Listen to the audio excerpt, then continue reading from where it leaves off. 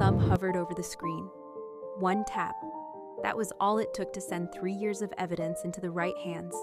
The cabin lights had dimmed an hour ago, casting shadows across sleeping passengers, who had no idea they were sitting 35,000 feet above ground zero. Her heart hammered against her ribs so hard she wondered if the businessman across the aisle could hear it. 3 rows back, the men in dark suits hadn't moved in 20 minutes. They just watched, waited. She knew what they were. Marcus had sent them to make sure she never landed in Chicago alive. AirDrop. On. The name popped up on her screen. The architect. That had to be him. The journalist who promised to blow the whole thing wide open. Her finger moved before her brain could second guess. Tap. Sent. The folder transferred in seconds. Photos of bruises Marcus left on her arms. Ledgers showing millions stolen from city funds. Bank accounts in the Cayman Islands. Wire transfers to ghost companies. Everything she needed to bury the man who tried to bury her first. The chime echoed through first class like a gunshot in a library. Alara's stomach dropped. The sound came from the wrong direction, not from the back where passengers hunched over phones and tablets. It came from seat 1A, front row, where a man in a hand-stitched charcoal suit sat perfectly still, his silver hair catching the amber reading light like frost on stone. He picked up his phone. The screen lit his face from below, throwing shadows that made him look carved from marble. His expression didn't change as he scrolled through the images, didn't flinch at the ledgers, didn't react to the photos of her holding yesterday's newspaper, the headline screaming about another corruption scandal Marcus somehow dodged. The man just studied each file like he was reading the morning stock report. Then he saw something that made him pause. His jaw tightened. Just once, just enough. He zoomed in on one of the ledger pages. Account numbers she'd traced through 17 shell corporations. Numbers that led to warehouses on the south side, to construction contracts signed in blood-red ink, to a network so deep she'd needed 6 months just to map the surface. Before you go any further into this story, do me a favor. Hit that like button if you're already hooked, and drop a comment telling me what you'd do if one wrong click put you face to face with the most dangerous man you'd ever meet. Your story might help someone else find courage they didn't know they had. Now let's get back to Alara, because things are about to get real bad, real fast. The man in 1A closed his phone, slipped it into his jacket pocket with the kind of calm that came from knowing nobody could touch you even if they wanted to. He unbuckled his seatbelt. The click sounded like a cell door opening. Every instinct Alara had screamed at her to run, but there was nowhere to go. Not at altitude, not with those 3 men blocking the aisle behind her. He stood, 6 feet of controlled power wrapped in Italian wool. The flight attendant started toward him, probably to remind him the seatbelt sign was still on, but one look at his face made her pivot toward the galley instead. Smart woman. He moved down the aisle with the kind of walk that parted crowds without him saying a word. Other passengers shifted in their seats without knowing why. Primitive brain stuff. Prey recognizing a predator even in sleep. Alara's hands shook so hard she had to grip the armrest to keep them still. She'd made a mistake. A catastrophic, life-ending mistake. The journalist's handle must have been similar. Must have been close enough that her panicked brain picked the wrong name. But who was this man? And why did those account numbers make him react when nothing else did? He stopped at her row, looked down at her with eyes the color of smoke over steel. Eyes that had seen things that would break most people. Eyes that right now were seeing straight through every lie she'd ever told herself about being brave enough to run. Without asking permission, he sat down in the empty seat beside her. The air turned cold. Actually cold. Like someone opened a door at 35,000 feet and let the void rush in. His voice came out quiet, controlled. The kind of quiet that made you lean in even when every cell in your body screamed to lean away. You just sent me a very interesting story, Alara. She didn't ask how he knew her name. It was in the files. In the photos where she held up her ID to prove the bruises were real and recent. Her throat closed up. Words died before they could form. Those account numbers, he continued, still looking straight ahead like they were discussing the weather. The ones buried under 18 months of careful paperwork. The ones your boyfriend thought nobody would ever trace back to their source. He turned to face her then. Those are mine. The world tilted. Alara's vision blurred at the edges. Marcus hadn't just been stealing from the city. He'd been stealing from someone infinitely more dangerous. Someone who built empires in shadows, while politicians smiled for cameras. Someone whose name you didn't say out loud if you wanted to keep breathing. I didn't mean to, she started, but he raised one finger, just one. The gesture cut her off cleaner than a slap. In my world, there are no accidents, he said, only opportunities and threats. Right now, I'm trying to figure out which category you fall into. Behind them, one of the men in dark suits stood up. The movement was casual, too casual. The kind of casual that came with a gun under your jacket and orders to use it. Alara saw the man's hand drift toward his waistband. Saw his eyes lock onto her like a missile acquiring a target. The man beside her saw it too. He didn't turn around. Didn't even shift in his seat. He just raised that same finger again, this time pointing at the flight attendant call button. The lady would like something to drink, he said, his voice carrying just far enough. Vintage port if you have it. And those gentlemen in the back? Now he did turn, just his head, just enough to make eye contact with all three men at once. They're going to sit down and stay very, very still until we land. Aren't you, gentlemen? The man who'd been standing dropped back into his seat like his strings got cut. All three of them went pale. Actually pale, like they'd seen a ghost wearing an expensive suit. Alara's pulse was a drum solo in her ears. Who are you? The man in the charcoal suit smiled. It wasn't comforting. They call me Dante, and you, Miss Vance, just handed me the keys to my own kingdom, while accidentally showing me who's been trying to steal it. He leaned closer, close enough that she could smell cedar and old leather and something darker she couldn't name. Now you're going to tell me everything you know about Marcus Thorne, and then we're going to decide whether you live long enough to see Chicago. The flight attendant appeared with a glass of dark red wine. Her hands shook as she set it on Alara's tray table. Dante nodded his thanks. The attendant fled. Alara stared at the wine, at the man beside her, at the three killers in the back who suddenly looked like scared children. Her voice came out barely above a whisper. What happens if I don't tell you what you want to know? Dante picked up the wine glass, swirled it once, held it up to the light like he was reading something written in the liquid. Then those men back there finished the job they were sent to do. Marcus gets away with stealing millions of my money and killing the only witness who could stop him. And I go back to my original plan for this flight, which was reading a book and enjoying the silence. He set the glass down in front of her. Your choice, but choose fast. We land in 90 minutes, and I need to make some phone calls before we touch ground. Alara looked at the bruise on her wrist, the one Marcus left when she told him she was leaving, when she told him she knew what he'd done.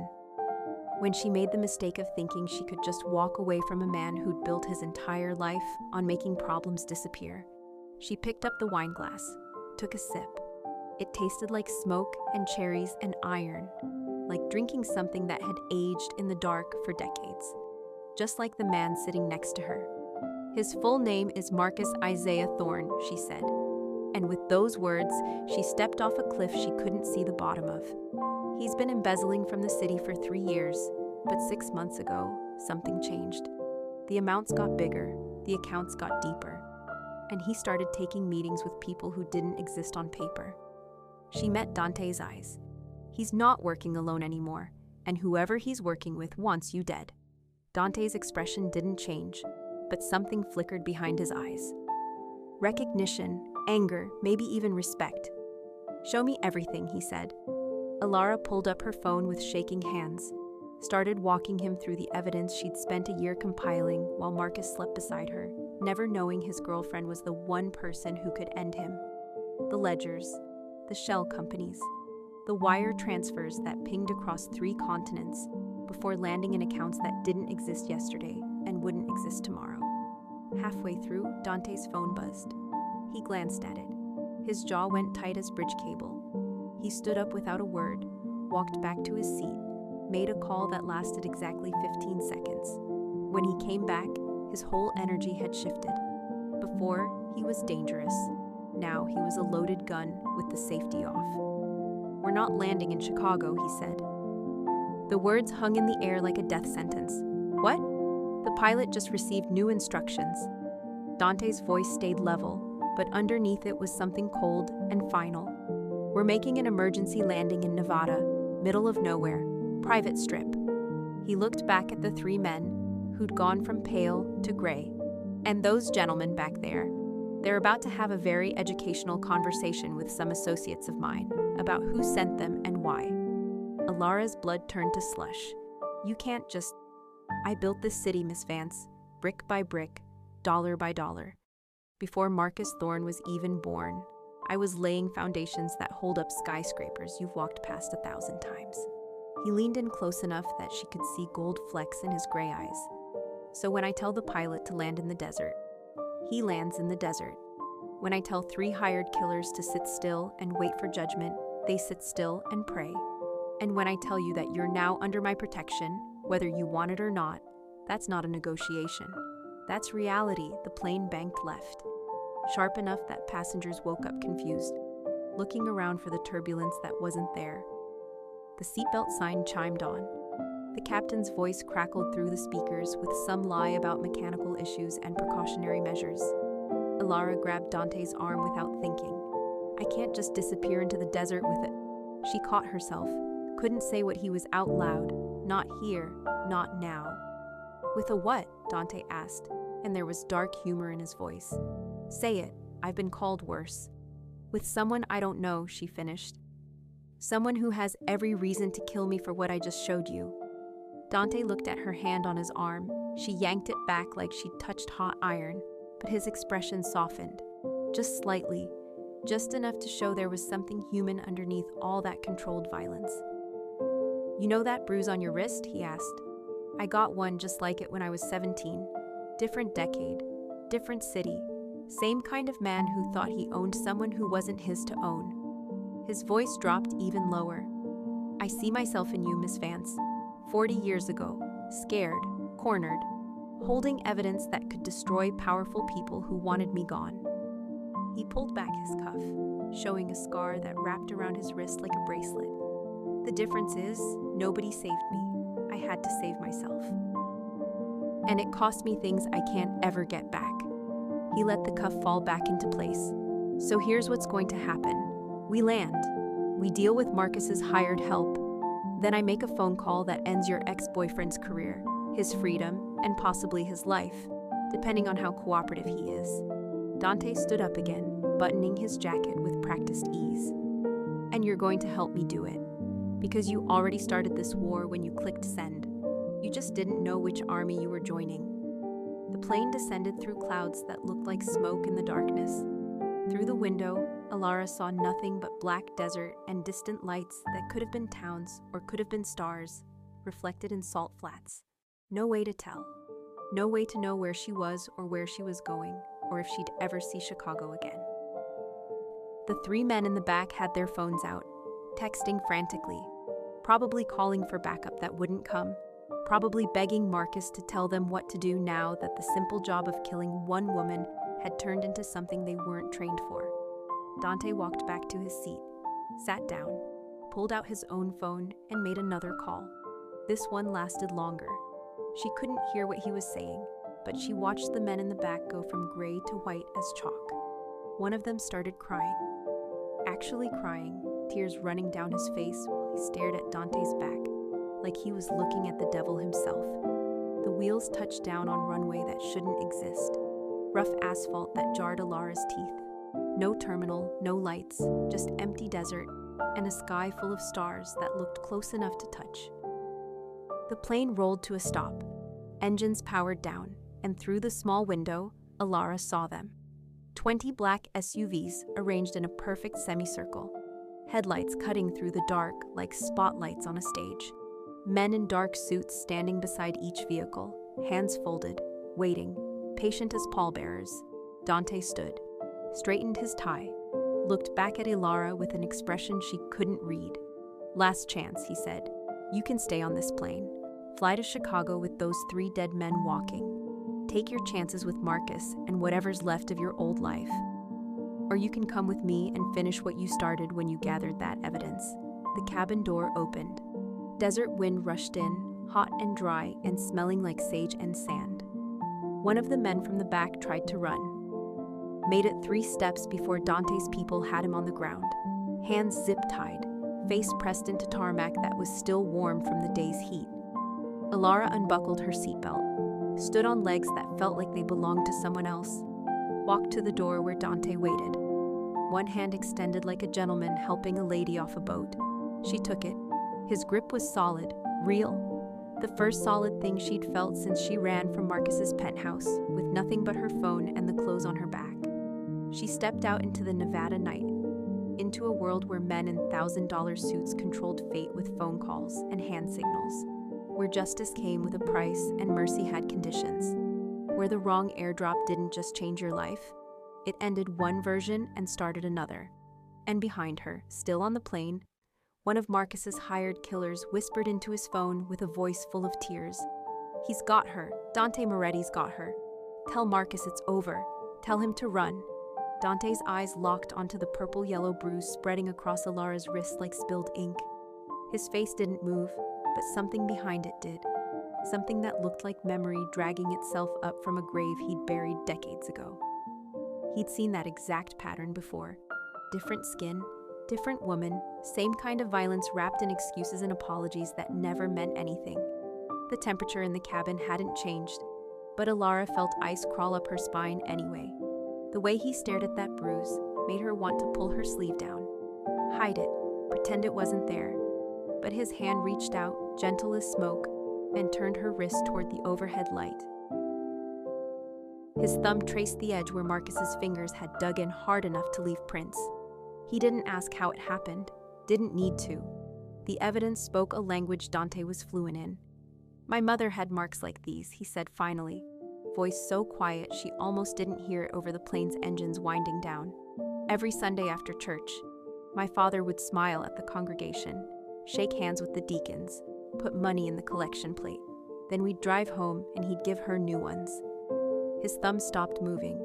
"I was 12 when I decided to give him some marks of his own. He never touched her again." He released her wrist like it was made of glass, stepped back. The professional mask slid back into place, but now Alara could see the cracks in it.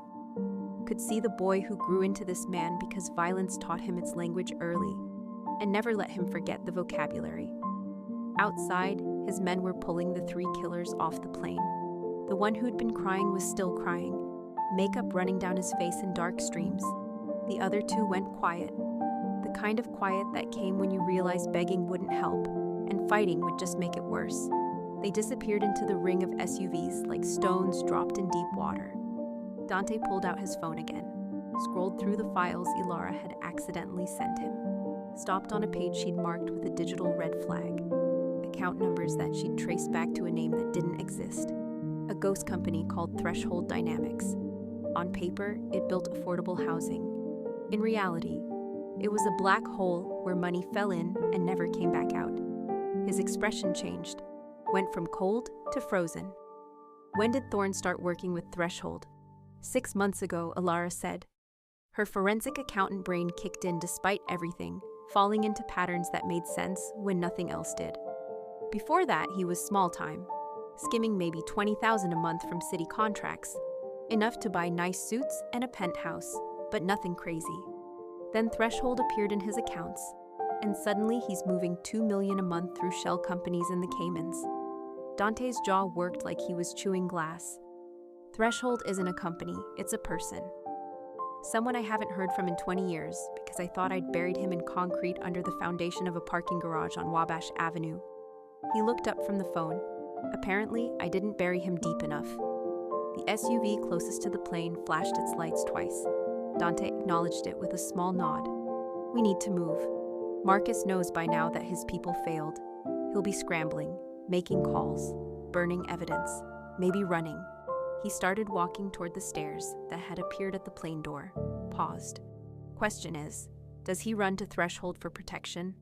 Or does Threshold cut him loose like the liability he just became? Alara followed him down the stairs. The desert air hit her like opening an oven. Even at night, the heat rising from the ground made everything shimmer. The ring of SUVs had their engines running, pumping cold air into cabins with tinted windows so dark she couldn't see who or what was inside. Dante led her to the middle vehicle. The door opened from the inside before he touched it.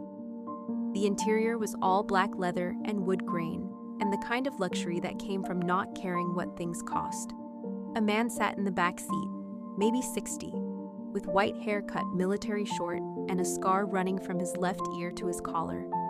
He looked at Alara the way a jeweler looks at a diamond he can't quite appraise. Interested, careful, dangerous if handled wrong.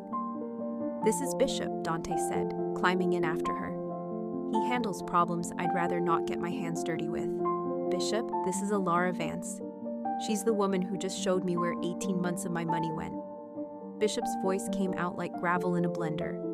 "Marcus Thorne's accountant?" "Girlfriend," Alara corrected, hating how the word tasted. "Ex-girlfriend, and I wasn't his accountant. I just made the mistake of looking at his laptop one night when he forgot to log out." "Expensive mistake," Bishop said, but there was something like respect in his tone. "Most people see that kind of dirt. They look away, pretend they didn't see it. You documented everything. It wasn't a question."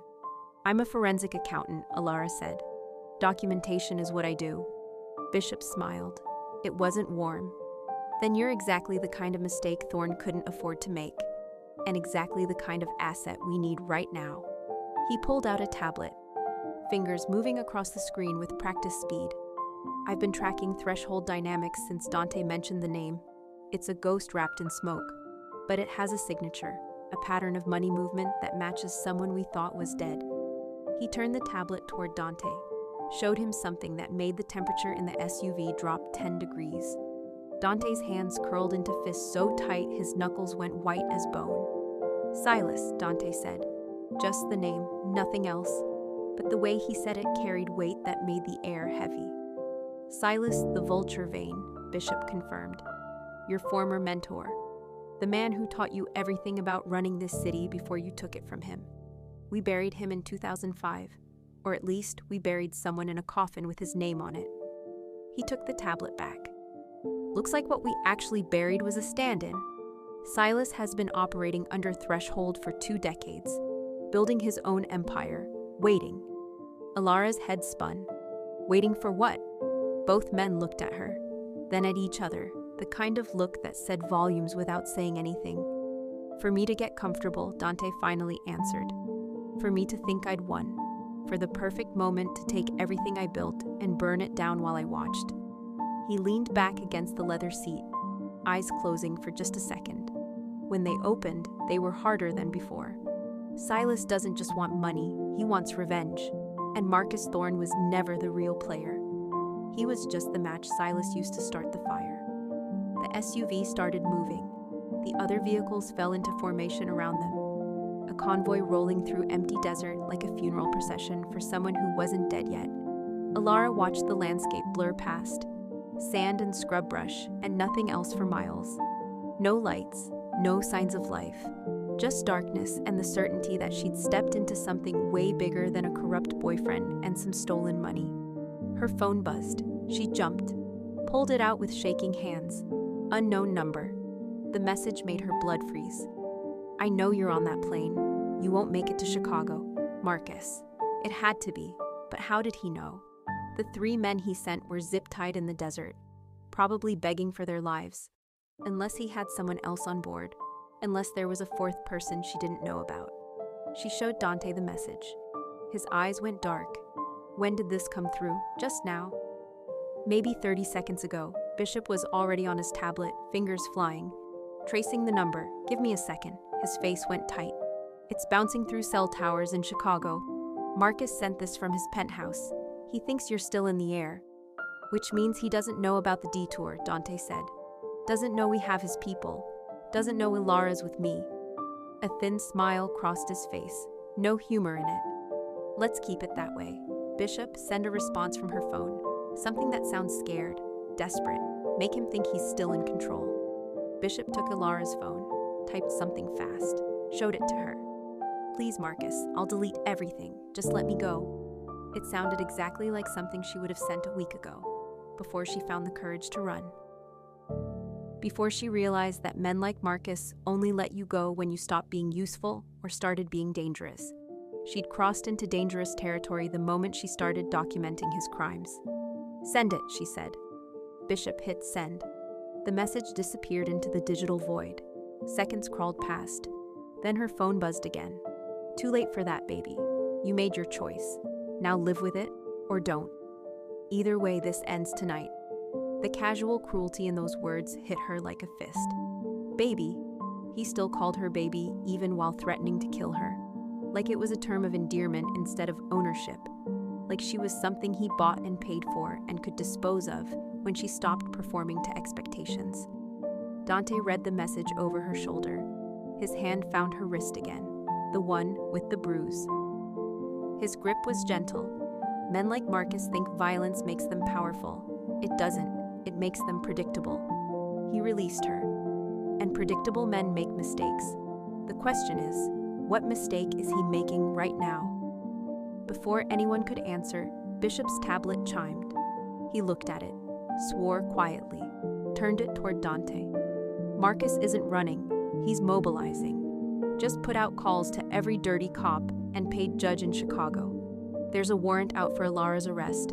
Kidnapping, extortion, theft of confidential city documents. Bishop scrolled down. He's calling her a disgruntled employee who stole sensitive files and is trying to blackmail him. He's going on the news in an hour to play the victim. Alara felt the floor drop out from under her. He's making me the criminal? Classic abuser playbook, Dante said. Can't win the fight, so flip the script. Make yourself the victim. Make her the monster. His voice carried an edge that could cut steel. But he forgot something important. I own half the judges in Chicago, and the other half know better than to cross me.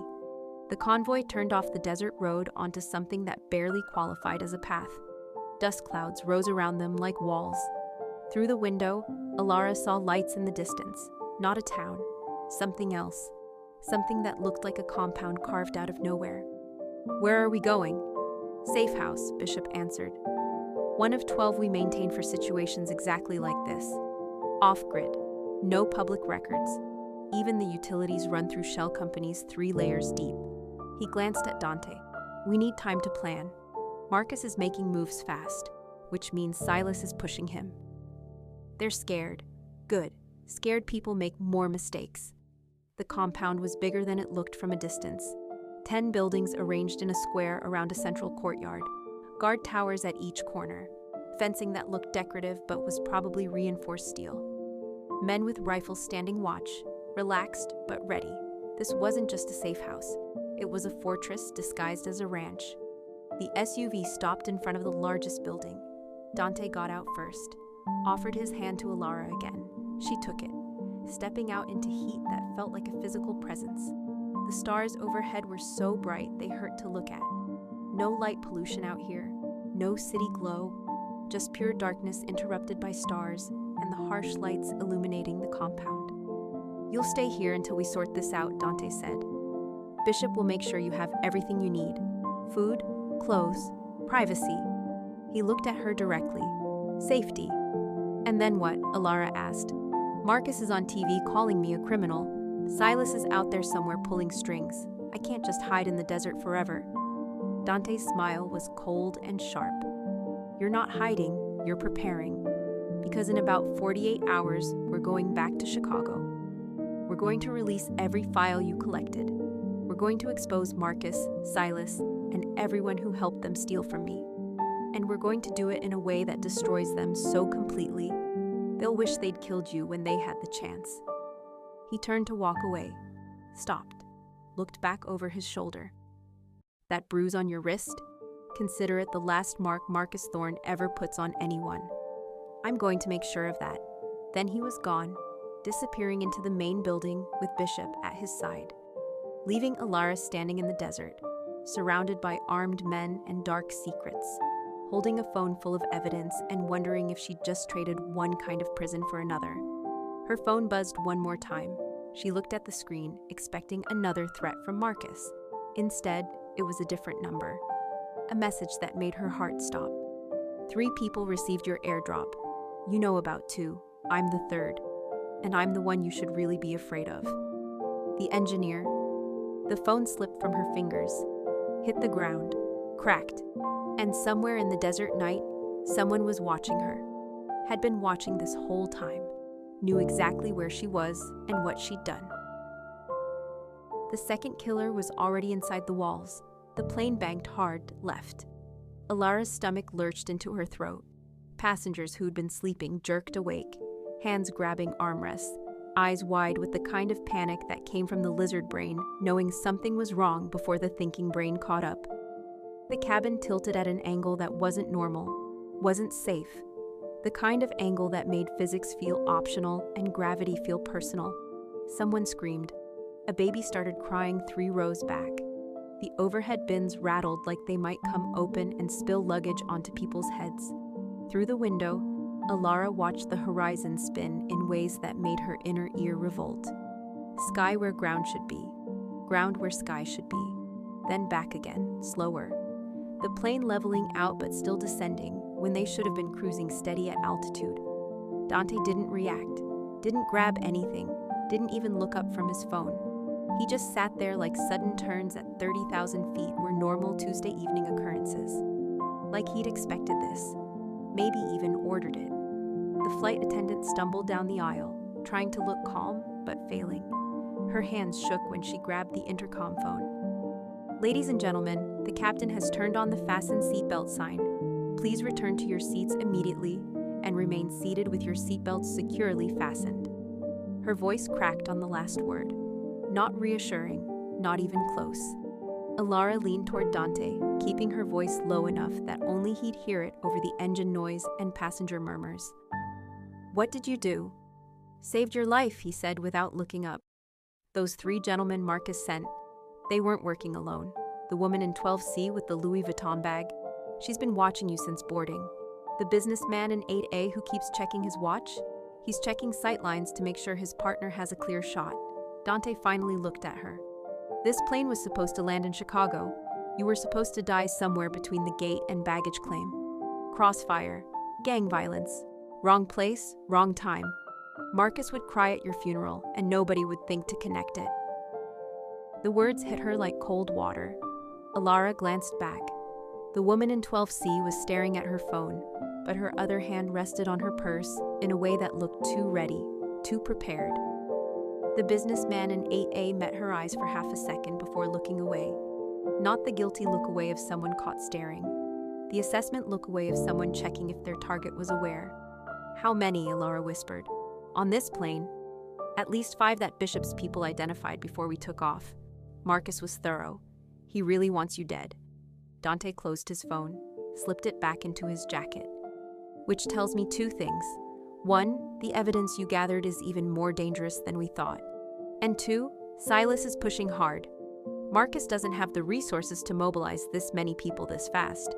Someone's funding him.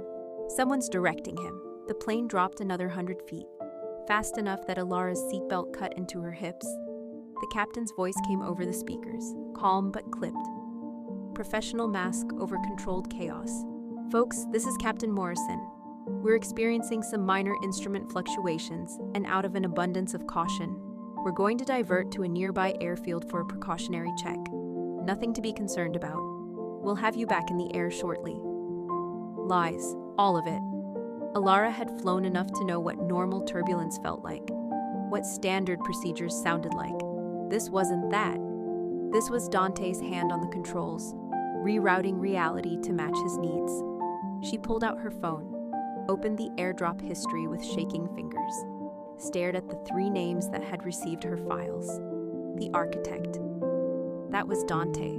She knew that now. The second recipient had no name, just a phone number that looked too clean to be real. Area code she didn't recognize. Prefix that might have been randomly generated. Who's the 3rd person, she asked, showing Dante her screen. He studied it. His expression went tight. I don't know, but they received everything at the same time I did, which means they've had the same information for the same amount of time.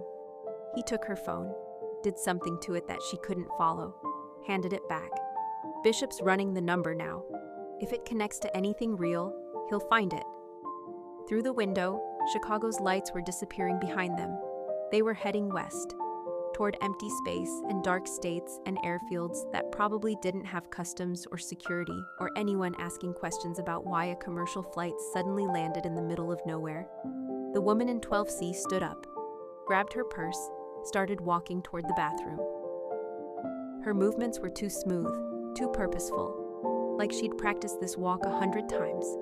Alara watched her pass, saw the weight of whatever was in that purse, pull it down slightly on one side. Metal weight, gun weight. Dante saw it too. He pressed the call button. The flight attendant appeared within seconds, still looking nervous. "Yes, sir?" "The woman who just went to the lavatory," Dante said quietly. "When she comes out, you're going to ask her to return to her seat because we're landing soon. If she refuses, you're going to step aside and let my associate handle it. Understood?" The attendant opened her mouth, closed it, nodded. She'd been in aviation long enough to recognize when passengers were dangerous and when to let dangerous passengers handle each other. She disappeared toward the galley. Alara's heart was trying to escape through her ribs. "She's going to kill me in the bathroom." "She's going to try," Dante corrected. "But bathrooms are small, limited space, limited options. If she was smart, she'd wait until we landed. But Marcus probably promised her money, threatened her family, gave her a deadline. He unbuckled his seatbelt despite the sign overhead saying not to. Which means she's desperate.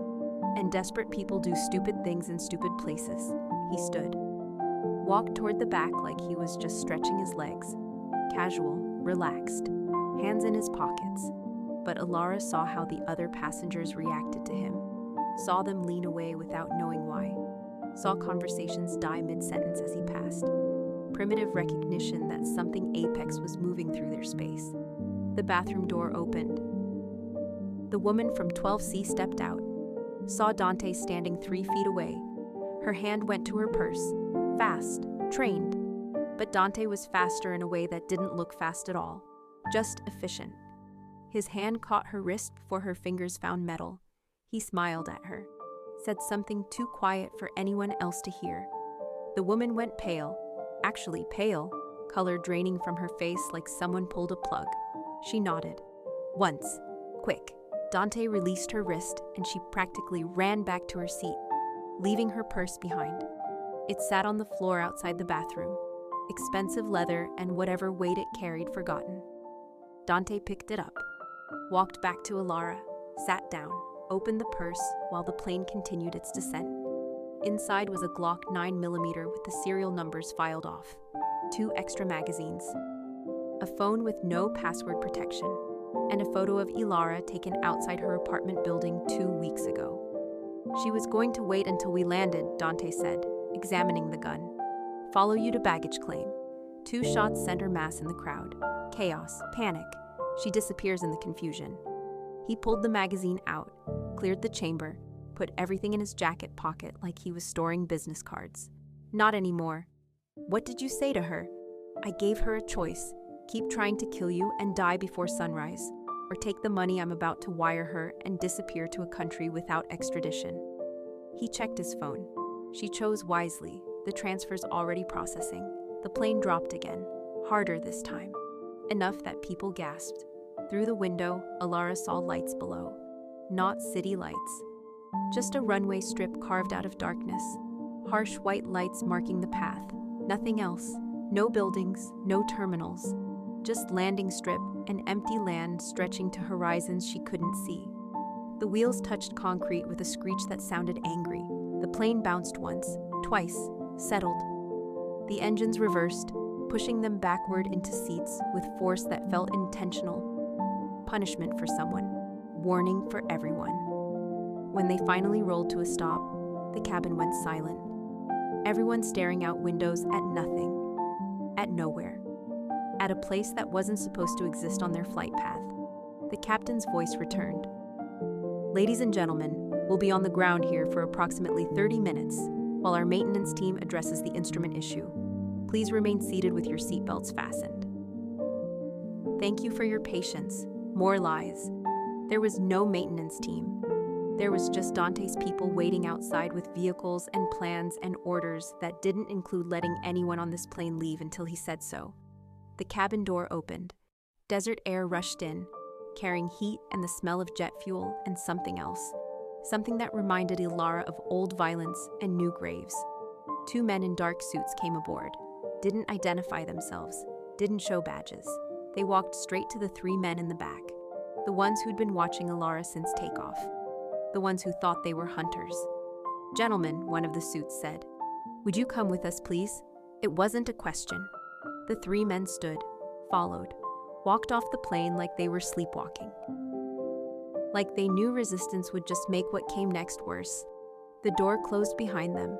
The cabin stayed silent. Nobody asked questions. Nobody looked at each other. They all just stared at seats or phones or hands folded in laps. Ilara's phone buzzed. She looked at it, expecting Marcus, expecting another threat. Instead, it was a text from a number she didn't recognize. The same number that had received her AirDropped files. "Marcus thinks he's playing chess. Dante thinks he's playing war, but I'm playing a different game entirely. And in my game, everyone's a piece. Including you, Ilara, especially you. 3 hours until your next move. Choose carefully." The engineer. Her hand started shaking so hard she almost dropped the phone. Dante saw, took it from her, read the message. His face went cold in a way that made the cabin feel colder. "Bishop," he said into his phone. The 3rd recipient just made contact. "They're calling themselves the engineer." Pause. "No, I don't know who that is. But find out, fast, and increase security at the compound. If they knew to message her now, they know where we're going." He hung up, looked at Ilara with eyes that had seen decades of betrayal and violence and games played with human pieces. The engineer, Silas always said he'd build his revenge from the ground up. Engineer every piece, every move. His jaw clenched. I thought he was being metaphorical. "You think Silas is the engineer? I think Silas is dead and someone's using his playbook." Dante stood. "Come on, we're not waiting 30 minutes. We're leaving now. The other passengers, we'll be fine. They'll fly to Chicago, land safely. Go home and tell stories about the weird emergency landing in Nevada." He offered his hand. "But you're not going to Chicago. Not yet. Not until we know who the engineer is and what game they're really playing." Ilara took his hand. Let him pull her up. Let him guide her toward the door where desert heat waited like an open mouth. She stepped onto the stairs, looked out at the ring of black SUVs, at the men standing silent and ready, at the 3 hired killers being loaded into the back of a truck with no windows. And somewhere out there, hidden in data and distance and digital shadows, the engineer was watching. Waiting. Playing moves ahead while everyone else was still trying to understand the board. The message came through again. Same number, different words. "Welcome to Nevada, Ilara. Your first move was getting on that plane. Your second was sending those files. Your third was trusting Dante." The typing indicator appeared, disappeared, appeared again. "Your 4th move will be the one that decides if you survive the night. Clock's ticking." Ilara descended the stairs on legs that felt like water, reached the tarmac that was still hot from the day's sun, looked at Dante, who was staring at his own phone with an expression she'd never seen before. Fear. Actual, genuine fear. "What?" she asked. He turned his phone toward her, showed her a photo that made her stomach turn inside out. It was taken 10 minutes ago, from inside the compound where they were heading. The one that was supposed to be secret, secure, safe. The photo showed Bishop standing in the courtyard, completely unaware. And in the corner of the frame, just visible, was a red laser dot centered on his chest. The message underneath was simple. "I'm already inside, have been for months. The question isn't where I am, it's who I am. See you soon." The engineer. Dante's phone fell from his hand, shattered on the concrete, and for the first time since Ilara met him, the man who controlled Chicago's underworld looked lost. "We're not going to the compound," he said. "Then where?" He looked at her, through her, past her to something she couldn't see. "Somewhere Silas taught me about 40 years ago, a place even the engineer won't know about." His voice dropped to almost nothing. Because the only person who knew about it besides me has been dead for 3 decades. He walked toward the SUVs. Alara followed. The desert stretched out around them, dark and endless and full of things that buried themselves deep and waited. Patient, hungry, and the engineer was out there somewhere, close, watching, already 10 moves ahead. The game had started. Alara just didn't know the rules yet. The cabin door stood open like a mouthful of desert heat. Wind howled through it, carrying sand that stung exposed skin, and got into eyes and made breathing feel like swallowing glass. The 3 men Marcus sent sat frozen in their seats, hands visible, faces the color of old concrete. They'd stopped reaching for weapons, stopped reaching for phones, just sat there waiting for whatever came next. Because fighting meant dying faster, and they'd already figured out that fast deaths weren't on the menu tonight. Dante's people moved through the plane like they owned it. Maybe they did. Maybe every flight that touched down in Nevada belonged to them in ways the FAA didn't know about. 4 men in dark suits, faces blank, movements precise. Professional. The kind of professional that came from doing terrible things so many times they stopped feeling terrible and just became work. The first suit stopped at row 8. The businessman who'd been checking sightlines looked up. His hands were shaking. "I don't know what you think I—" "Stand up," the suit said. Flat voice, no emotion, just instruction. The businessman stood. The suit patted him down. Found a ceramic knife strapped to his ankle, the kind that didn't set off metal detectors, the kind designed to punch through ribs and pierce hearts without making much noise. He held it up to the overhead light, turned it over, examined it like a jeweler examining a fake diamond. "Interesting choice," the suit said. "Ceramic means you planned this before you got to the airport. Means you knew where you were sitting, who you were sitting near. Means Marcus gave you at least 48 hours notice." He pocketed the knife. "You're going to tell us everything he told you, every instruction, every timeline, every person he mentioned." "I want a lawyer," the businessman said, voice cracking. The suit smiled. "No humor in it. You're at 35,000 feet in an undisclosed location with no jurisdiction. Lawyers don't work here, only choices." He gestured toward the door where desert wind poured in. "Talk now and walk away with your life. Stay quiet and you won't walk away at all." The businessman's resistance crumbled like wet paper. "He contacted me 3 days ago, said there was a woman on this flight who'd stolen from him. Said she needed to disappear before landing. Said he'd pay $50,000 for proof of death and another $50 for clean execution." Words tumbled out fast now, desperate to be useful. "I've never done this before. I'm in sales. I'm not one of you people." "You are now," the suit said. Grabbed the businessman's arm, walked him toward the door. The second and third suits collected the other 2 men from Marcus's team. Neither of them tried to speak. They just went, heads down, shoulders slumped, defeated before the real defeat even started. The woman from 12C stayed in her seat, staring at the space where her purse used to be, where her gun used to be, where her future used to contain something besides running. Alara watched them file off the plane, watched them descend stairs that led to concrete, that led to vehicles, that led to conversations nobody would ever hear about. She'd spent a year gathering evidence against Marcus, a year documenting his crimes like a scientist documenting a disease, detached, professional. But this was different. This was watching the disease fight back, watching it send infection after infection to kill her before she could find the cure. Dante stood at the door, one hand on the frame, silhouetted against harsh runway lights. Behind him, the black SUVs waited in perfect formation. 20 vehicles, maybe more, hard to count with all the headlights making her eyes water. This wasn't a rescue operation. It was an extraction. Military precision applied to civilian problems. "Everyone makes choices," Dante said, not looking back at her. Those men chose money over mercy, chose Marcus over their own survival instincts. He finally turned. "You chose truth over safety. That's why you're walking off this plane instead of being carried." Alara unbuckled, stood on legs that felt disconnected from her brain. "What happens to them? The ones who tried to kill me? They answer questions until we don't have questions anymore." Dante's voice carried no satisfaction, no anger, just Fact. Then they make another choice: disappear permanently or disappear temporarily. Either way, Marcus loses his eyes and ears on this situation. He walked down the aisle toward her, stopped close enough that she could see gray stubble on his jaw, close enough to smell cedar and leather, and something underneath that might have been cordite. Old violence baked into the fabric of his life so deep it became part of his scent.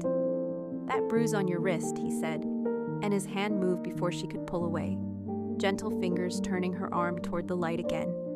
"Marcus did that because you tried to leave, because you said no, because you stopped being the person he wanted you to be, and started being the person you needed to be."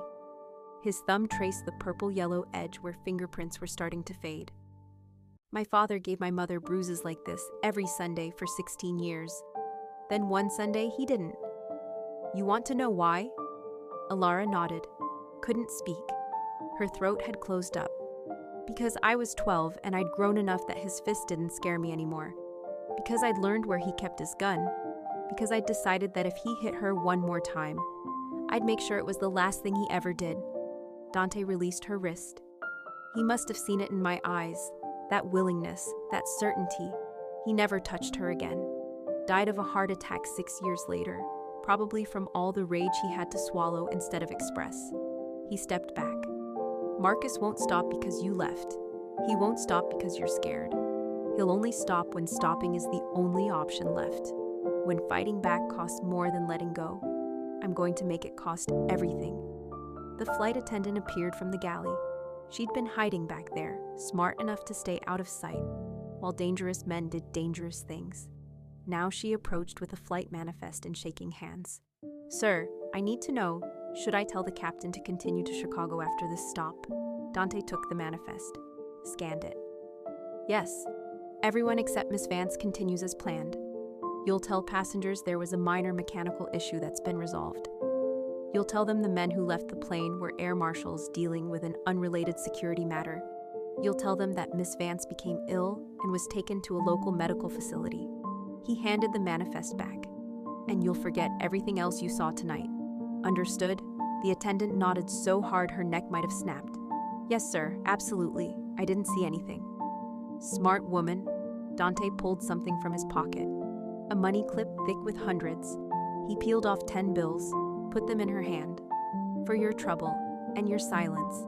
She clutched the money like a life preserver, disappeared back into the galley. Alara followed Dante to the door. The stairs felt steep, dangerous. Each step was a commitment to this new reality where Mafia bosses protected her, and boyfriends tried to murder her, and mysterious engineers played games she didn't understand. The hot wind hit her full force when she reached the tarmac. It pushed her hair back, stung her eyes, made her feel small against the enormous dark sky overhead.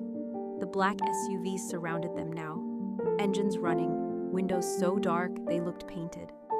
Men standing beside each vehicle, hands clasped, patient as statues, waiting for orders from the man who walked ahead of her with absolute confidence that every person here would die before they let him come to harm. Bishop appeared from the nearest SUV. He looked at Alara, then at Dante. All 5 targets secured.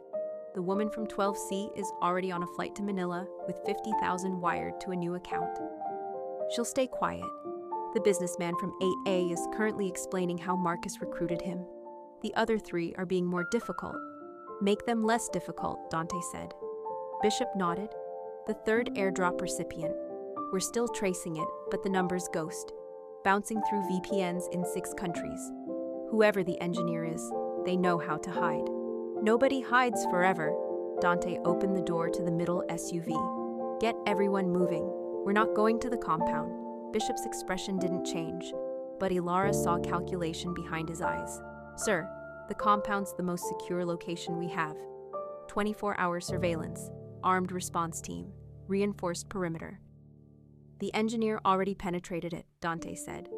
Sent me a photo of you standing in the courtyard with a laser sight on your chest. Which means they either have someone inside our organization or they've been watching long enough to map our security protocols. He climbed into the SUV. We're going to the Weston property. Now Bishop's face changed. Surprise. Maybe even fear. Sir, nobody's been there since... Since I buried my mentor there in 1999. I know. Dante's voice went flat. Which is exactly why nobody knows about it except me. Not even Silas knew I kept that property. It's under a shell company 3 layers deep. No utilities in my name. No paper trail connecting it to anything I've touched in 2 decades. He looked at Alara. Get in. We're burning time. She climbed in beside him. The interior smelled like new leather and old decisions. Bishop got in the front passenger seat. The driver, a woman with close-cropped hair and dead eyes, put the vehicle in gear without waiting for instruction. The convoy started moving. 20 SUVs rolling through Nevada desert like a migration of predators. Alara pulled out her phone. The screen was cracked from when she'd dropped it earlier, but it still worked. The messages from the engineers sat there, mocking her with their confidence. She scrolled up, looked at the AirDrop history again. 3 recipients, Dante, the unknown number, and the journalist she'd meant to send everything to in the first place. Wait, she said. The 3rd person who got my files. What if it's not the engineer? Dante looked at her. What do you mean? I meant to send everything to a journalist, someone my friend connected me with who specializes in corruption cases. His handle was something like the architect, but I must have clicked wrong. Her hands were shaking again. What if he got the files too? What if there's a 4th person with all my evidence and we don't know who they are? Bishop swore, pulled out his tablet, started typing so fast his fingers blurred. What was the journalist's name? Trevor something. Trevor Mackenzie. He works for the Chicago Sun-Times. More typing. Bishop's face went tight. Trevor Mackenzie died in a car accident 2 weeks ago. Hit and run. Never solved. The SUV felt smaller suddenly, colder. Marcus killed him? Probably Silas, Dante said, covering tracks, eliminating people who might have been in position to receive evidence. He looked at Bishop. Which means Marcus knew Alara was gathering information, knew she had a journalist contact, knew enough to start cleaning up before she could go public. There's a leak, Bishop said. Someone close to Miss Vance, someone who knew her plans. Alara's mind raced through the last 2 months. Who had she told? Her best friend Keisha knew she was leaving Marcus, but not why. Her sister knew about the bruises, but not about the evidence. Nobody knew about the journalist except her blood turned to ice. My therapist, she whispered. Dr. Chen. I told her everything, every plan, every piece of evidence I'd found. She said it was confidential, said nothing left that room. Dante and Bishop exchanged looks that communicated volumes without words. When did you start seeing this therapist? Dante asked. 7 months ago, right after Marcus started acting strange. I thought I needed help processing the relationship. Alara wanted to throw up. She was the one who suggested I document everything. She said having evidence would protect me if I decided to leave. She wasn't your therapist, Bishop said. She was Marcus's insurance, making sure he knew exactly what you were planning. Exactly who you were talking to. Probably reporting every session back to him. He looked at Dante. Smart play. Put someone in therapy position. Build trust. Extract intelligence without the target knowing they're compromised. The SUV hit a bump that jarred Alara's teeth. Outside, the desert stretched endlessly. No landmarks, no signs, just darkness and the certainty that they were heading somewhere that existed outside normal maps. Her phone buzzed. She looked at it, expecting the engineer. Instead, it was Marcus. Different number, different message. Dr. Chen says hi. She also says you trusted her completely. Told her everything. That was a mistake, baby. A fatal mistake. But don't worry. I'll make sure your funeral is beautiful. White roses. Just like you always wanted. The phone slipped from her hands. Landed on the floor with a crack that sounded final. Dante picked it up. Read the message. Handed the phone to Bishop. Find Dr. Chen. Find out if she's compromised or complicit. If she's complicit, make her tell us everything she told Marcus. If she's compromised, get her into protective custody before Marcus silences her. On it, Bishop said, already dialing. Alara stared out the window at nothing, at darkness that went on forever. I told her about the journalist, about my escape plan, about everything. Which means Marcus has known about your moves since before you made them, Dante said. Which means this whole thing, the hired killers on the plane, the warrant for your arrest, the media campaign. He's been planning it for months, waiting for you to run so he could spring the trap. And I ran right into it. You ran into my protection instead. Dante's voice was firm. That's the variable Marcus didn't account for. The wrong airdrop that put you in my orbit instead of his grave. The convoy turned off what had barely qualified as a road onto something that was just compressed dirt. No markers, no signs, just tire tracks from vehicles that came this way rarely. The SUVs bounced over terrain that hadn't been designed for vehicles. Alara closed her eyes, saw Dr. Chen's office in her mind, the comfortable chairs, the soft lighting, the tissues always available, the way Dr. Chen nodded and took notes and said things like, "You're so brave," and documenting everything is smart. All of it lies, all of it performance, all of it designed to keep Alara talking while Marcus listened. "How long until we reach the Weston property?" she asked. 20 minutes, Dante said. "It's off-grid, solar power, well water, supplies for 6 months if needed." He looked at her. "You'll be safe there while we figure out who the engineer is and how deep Silas's network goes.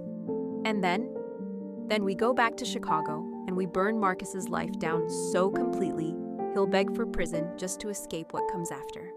Alara's phone buzzed one more time. Bishop had it now. He looked at the screen. His face went white. "What?" Dante asked. Bishop turned the phone toward them. Another message. Same unknown number, same signature. "You're going to the Weston property. Good choice. Isolated, secure, off the books. Except I've been there too. I know about the bodies under the foundation. I know about the safe in the basement. I know about the escape tunnel that leads to the ravine. I know everything, Dante, because the person you buried there in 1999, that was my father, and I've been waiting 27 years to return the favor." The engineer. The SUV stopped. All of them stopped. Dead in the desert with engines idling and headlights cutting through dark like searchlights looking for someone who was already gone. Dante's hands curled into fists so tight his knuckles cracked. "It's not Silas." "No," Bishop agreed. "It's not." "Then who?" Nobody answered. Because the answer was worse than anything they'd prepared for. The engineer wasn't some rival gang member, wasn't some corrupt cop or dirty politician. The engineer was family, and family knew where all the bodies were buried because they'd helped dig the graves. Alara's fingers scrolled through AirDrop history like she was reading her own death certificate. 3 recipients, 3 names that changed everything. The architect, Dante, unknown number, the engineer. And somewhere in the digital void, maybe a 4th recipient she'd never even considered. The screen glowed in the dark SUV interior, casting shadows on her face that made her look haunted. She stopped scrolling, her breath caught. Her heart slammed against her ribs like it was trying to escape. "There are 4, she said, voice barely a whisper. Dante turned from staring out the window. Bishop looked up from his tablet. Both men focused on her with intensity that made the air feel heavy. "What did you say?" Dante asked. Alara turned her phone toward them, zoomed in on the AirDrop confirmation screen. "When you send files to multiple recipients, it shows you a list. I sent to 3 names, but the confirmation says, sent to 4 devices." Her hand shook. Someone else got everything, someone invisible. Bishop grabbed the phone. His fingers flew across the screen, pulling up data she didn't know phones could access. "She's right. 4 unique device IDs received the transmission. Dante's phone, the number we've been tracking, and 2 others that accepted the transfer without showing up in the user interface." He looked at Dante. "Someone spoofed your AirDrop settings. Made their device look like it was part of your network. They've been listening to everything, seeing everything." "For how long?" Dante's voice had gone cold. "Dangerous. Based on the metadata." Bishop's face went tight. 6 months, minimum. 6 months. Right when Marcus started acting strange. Right when the money started moving faster. Right when everything in Alara's life began shifting from bad to catastrophic, without her understanding why. Dante pulled out his own phone, looked at it like it had betrayed him. "Sweep every device, every computer, every piece of tech connected to our network. Someone's been inside our communications for half a year, and we didn't know." The SUV started moving again, slower now, cautious. like they were expecting attack from directions they couldn't see. Outside, the desert landscape had changed. No longer flat. Now there were rocks, ravines, places where someone could hide and watch and wait. Alara's mind raced through possibilities.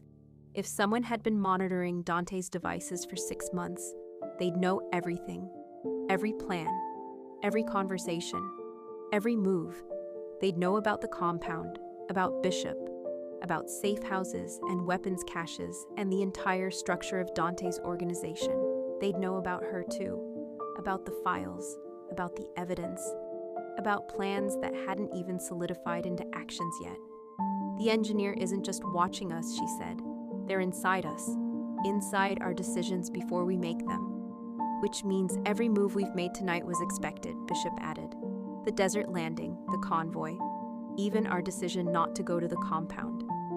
They knew because they've been listening. Dante's jaw clenched so hard, she heard teeth grinding. Pull over. Sir? The driver, the woman with dead eyes, glanced in the rearview mirror. Pull over. Now. All units, stop. The convoy rolled to a halt.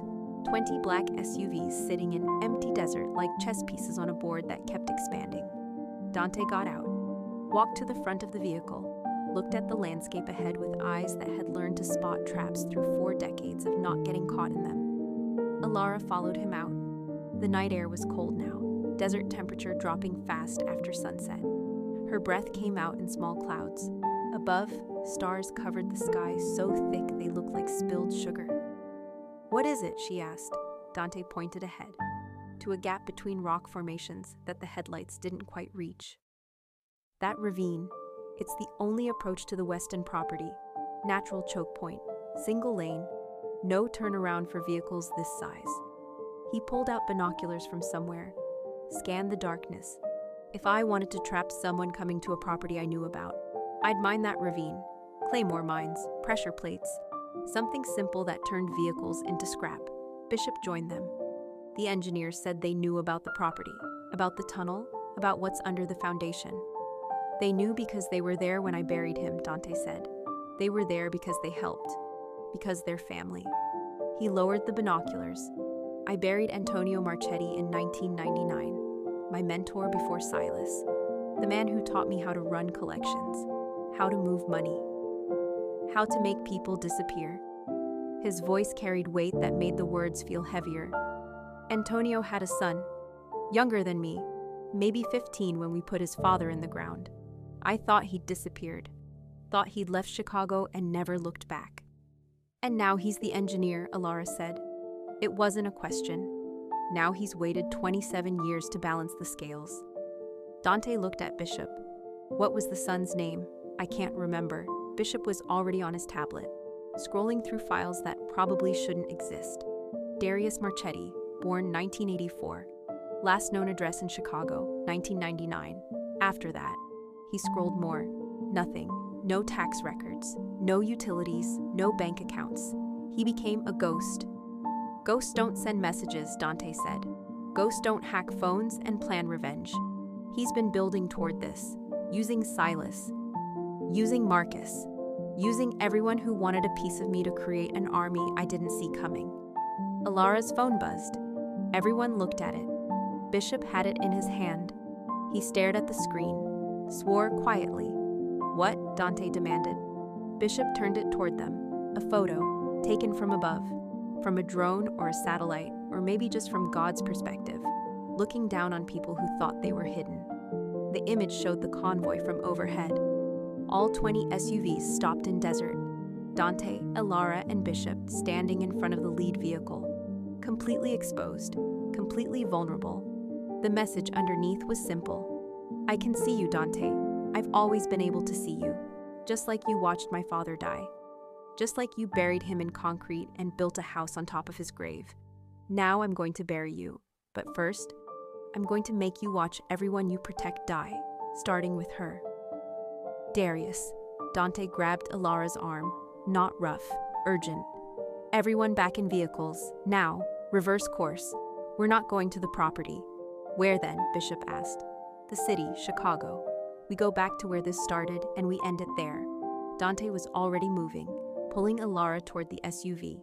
Darius wants me to run, wants me scared and reactive. Instead, we're going to walk straight into his game and flip the board. They climbed back in. The convoy started moving, but not forward, backward. All 20 vehicles reversing in perfect coordination, finding space to turn around, starting the long drive back towards civilization. Alara watched the ravine disappear in the distance, wondered what was waiting there, wondered if Dante was right about the mines. Wondered how close they'd come to driving into a trap that would have killed them all. Her phone buzzed again, still in Bishop's hand. He looked at it. His expression went from tense to horrified. "What now?" Dante asked. Bishop didn't answer, just turned the phone toward them. A video this time, playing automatically. The footage was grainy, night vision, but clear enough to see what mattered. Dr. Chen sat in a chair, hands bound behind her back, tape over her mouth, eyes wide with terror. A man stood behind her, face hidden by shadows, but his voice was clear when he spoke. "Hello, Ilara. I hope you're watching this with Dante. I hope you're starting to understand that everyone who helped you is now in danger because of you." Dr. Chen here thought she was helping Marcus, thought she was just monitoring your therapy sessions and reporting back. She didn't know she was helping me map your psychology, your patterns, your fears. The man's hand appeared on Dr. Chen's shoulder. She flinched. Now she's going to pay for her involvement, and you're going to watch. Consider it a lesson in consequences. The video cut to black, then cut back. Different location. Dr. Chen was gone. In her place, sitting in the same chair with the same bindings, was someone Alara recognized. Her sister, younger by 3 years. Dark hair like Alara's but shorter. Same eyes, same stubborn jaw. Jasmine. Sweet, innocent Jasmine who taught kindergarten and rescued dogs and had nothing to do with any of this. "No," Alara whispered. "No, no, no." The man's voice continued. "Your sister is currently in a warehouse on the south side. The address is being sent to your phone now. You have 3 hours to arrive, alone, with all the evidence you collected against Marcus. If you bring Dante, she dies. If you call the police, she dies. If you're 1 minute late, she dies. The choice is yours, Alara. Your life for hers, your evidence for her freedom." Pause. "Oh, and one more thing. The third person who received your airdrop, the one you've been worried about, that was your sister's phone. She's had all your evidence for weeks, which means she knows everything, which means if Marcus wants to silence witnesses, she's on the list." The video ended.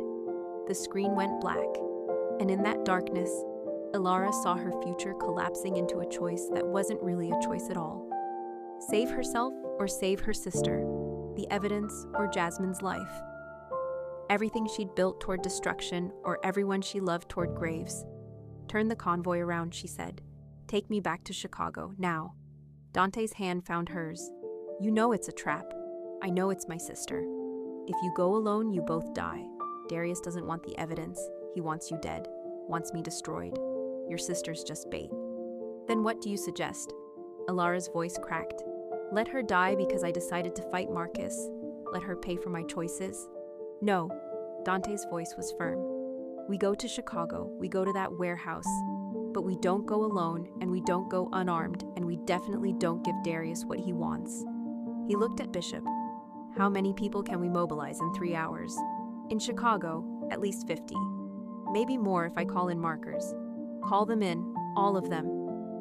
"I don't care what it costs." Dante squeezed Ilara's hand. "Your sister's not dying tonight, neither are you. But Darius Marchetti? He's been dead for 27 years. He just didn't know it yet." The convoy completed its turn, started accelerating toward distant lights that marked highways and civilization and the city where this war would end, one way or another. Alara stared at her phone, at the address that had appeared, at the warehouse location that was probably surrounded by weapons and men and plans that accounted for every move, except the one thing Darius couldn't predict: that she'd stopped running, that she'd found someone who didn't just promise protection but delivered it with precision and violence and resources that made Marcus look like a small-time operator. The phone buzzed one final time. Clocks ticking. "Alara, 3 hours. Tick-tock. Darius." She turned the phone off, threw it out the window, watched it disappear into the dark desert behind them. "I hope you have a plan," she said to Dante. He smiled. No humor, just cold certainty. "I've been planning Marchetti funerals since before you were born. This one's going to be special." The convoy raced toward Chicago, toward dawn, toward a warehouse where family debts would be paid in blood and sisters would be saved or lost, and the man who called himself the engineer would learn that some foundations couldn't be cracked. Because Dante Moretti built his empire on bodies, and he'd add one more to the foundation before sunrise. The plane touched down in Chicago, just as the sky started thinking about turning from black to gray. That dead hour before dawn, when the city held its breath between night violence and morning commerce. When streetlights still burned, but some were starting to flicker off. When the only people awake were the ones coming home from trouble or heading toward it. The wheels hit tarmac hard enough to jar teeth. No gentle landing this time, no smooth deceleration, just controlled crash that said the pilot wanted them down fast. The terminal appeared through windows streaked with condensation. Alara had been here 1,000 times, walked through those gates with luggage and plans and a life that made sense. Now she was returning with none of those things. Just borrowed clothes and a Mafia boss's protection and the certainty that in 2 hours and 17 minutes, her sister would die if she made the wrong choice. Police lights flashed on the tarmac, blue and red strobing through the dark. 6 squad cars arranged in formation like they were expecting someone. Dante saw them, didn't react, just adjusted his cuffs and checked his watch and looked out the window like law enforcement was scenery. "Marcus called in reinforcements," Bishop said from the front seat. He'd been on his tablet the entire flight back, making calls, moving pieces, building something Alara couldn't see yet. "The warrant for your arrest is active. They're here to take you into custody." "Let them try," Dante said. The plane taxied toward a private hangar away from the main terminal. The police cars followed, kept pace, aggressive but cautious, like they knew who was on this plane and weren't sure they wanted to actually confront him. The stairs descended. The cabin door opened. Cold Chicago morning air rushed in, carrying the smell of jet fuel and Lake Michigan and corruption that went so deep it infected the water supply. Dante stood, buttoned his jacket, looked at Alara. "Stay behind me, don't say anything, don't react to anything, just walk." She nodded, couldn't trust her voice anymore. They descended the stairs together. Bishop flanked Dante's left. 2 more men Alara hadn't noticed before flanked his right. Big men, quiet men whose suits fit too perfectly to hide what they were carrying underneath. The police formed a semicircle at the bottom of the stairs. 6 officers with hands on holstered weapons. A sergeant stepped forward, middle-aged white man with tired eyes and the look of someone who'd stopped believing in heroes 20 years ago. "Miss Vance," the sergeant said, "I have a warrant for your arrest. Kidnapping, extortion, theft. You need to come with us." Dante stopped 3 steps from the bottom. "Sergeant Paulson, how's your daughter? Still at Northwestern. Pre-med, right?" The sergeant's face tightened. "Mr. Moretti, this doesn't concern you." "Everything in this city concerns me." Dante descended the last 3 steps, stood close enough to the sergeant that the other officers tensed. "That warrant you're holding, it was issued by Judge Hendricks, who happens to owe me a considerable debt. Who happens to know that if he processes paperwork for Marcus Thorne, without verifying the charges, he'll find himself explaining campaign finance violations to the FBI. I don't care who you know. Your daughter's tuition, $60,000 a year. You've been paying it somehow on a sergeant's salary. Making it work, I respect that." Dante's voice stayed level. "But if you arrest Miss Vance on false charges, if you participate in what amounts to attempted murder by corrupt officials, then you become complicit. And complicit people lose their pensions, their houses, their ability to send daughters to expensive universities." The sergeant's hand moved away from his weapon. "Are you threatening me? I'm offering you clarity. Miss Vance is under my protection. The charges against her are fabricated by a city official currently embezzling millions of dollars that should be going toward schools and infrastructure and police budgets." Dante stepped even closer. "You can try to arrest her. You can try to take her into a system controlled by the people who want her dead. Or you can step aside and let me handle Marcus Thorne the way corrupt officials should be handled. Silence. Just whined across the tarmac, and jet engines winding down, and the quiet sound of 6 officers weighing their futures against their orders. The sergeant looked at his men, looked at Dante, looked at Alara standing behind this man who controlled the city with phone calls and debts and knowledge of everyone's weakness. "I didn't see anything," the sergeant finally said. "We got a call about suspicious activity at a private hangar. By the time we arrived, everyone was gone." He turned, walked back to his squad car. The other officers followed. Engines started. Lights turned off. They drove away like they'd never been there at all. Alara released a breath she didn't know she'd been holding. "Welcome to Chicago," Dante said, "where justice is negotiable and loyalty is expensive, and everyone's got a price they're willing to pay or take." 3 black SUVs pulled up to the hangar. Different vehicles from the Nevada convoy. These were registered to legitimate companies, had plates that wouldn't raise flags, were clean enough to drive through police checkpoints without generating questions. Bishop opened the door to the middle vehicle. "We've got 90 minutes before the deadline. The warehouse is on the south side. Industrial zone. No cameras, no witnesses. Perfect place for what Darius has planned." "And what have we planned?" Alara asked. Bishop smiled. It was the first time she'd seen him smile. It wasn't comforting. "We've got 40 people positioned in buildings surrounding the warehouse. Snipers on 3 rooftops. Ground team ready to breach from 4 entry points. Darius wanted a trap. We're bringing him a war." They climbed into the SUV, started driving through streets Alara knew by heart, neighborhoods she'd driven through thinking they were safe, thinking Chicago was just a city like any other city. Now she saw it differently, saw how every building, every business, every corner existed in relationship to the power structure Dante maintained. How the city wasn't run by the mayor or the police or elected officials. It was run by a man in a charcoal suit who remembered everyone's secrets and called in debts when he needed loyalty. Her phone, the new one Bishop had given her, buzzed. 80 minutes to deadline. She stared at it. Stared at the countdown that represented her sister's life, measured in seconds.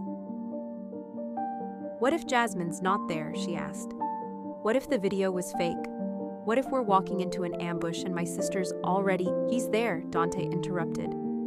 "Darius needs bait that's real, needs you motivated. If your sister was already dead, you'd stop cooperating, you'd go to ground, you'd become useless to his plan." He looked at her directly.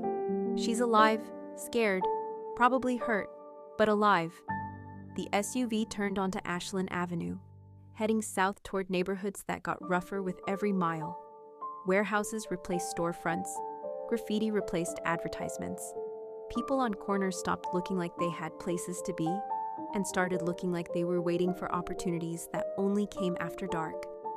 Alara thought about Jasmine, about her sister who believed in good people and second chances and the fundamental fairness of the universe, who taught children to read and adopted dogs nobody else wanted and brought Alara soup when she was sick, who had nothing to do with Marcus or money laundering or evidence that could destroy powerful men, who was suffering because Alara had decided to fight back. "This is my fault," she said. "No," Dante corrected. "This is Marcus's fault, Darius's fault. Every man who thought power meant ownership and violence meant control. You just had the courage to say no, to document the truth, to run when running was the only option." He paused. "Most people don't run. Most people stay in relationships that destroy them because leaving feels harder than dying slowly. You chose different. That's not fault. That's strength." The warehouse appeared ahead. 3 stories of red brick and broken windows and doors that hung off hinges. Abandoned. Or pretending to be abandoned. Hard to tell the difference in neighborhoods where abandonment was just another word for opportunity. Bishop's tablet chimed. He checked it. "All teams in position. Snipers have clear sight lines. Ground teams ready for entry on your signal." He looked at Dante. "How do you want to play this?" Alara goes in alone like Darius demanded, but she's wired, audio and video. The second he makes a move, we move. Dante pulled something from his pocket, a small device that looked like a button. "This goes on your coat, transmits everything, shows us everything." Alara took it. Her hands were shaking again. "And if he checks me for wires?" "He won't. He's too confident. Too certain his plan is working. He thinks you're desperate and alone and willing to trade everything to save your sister.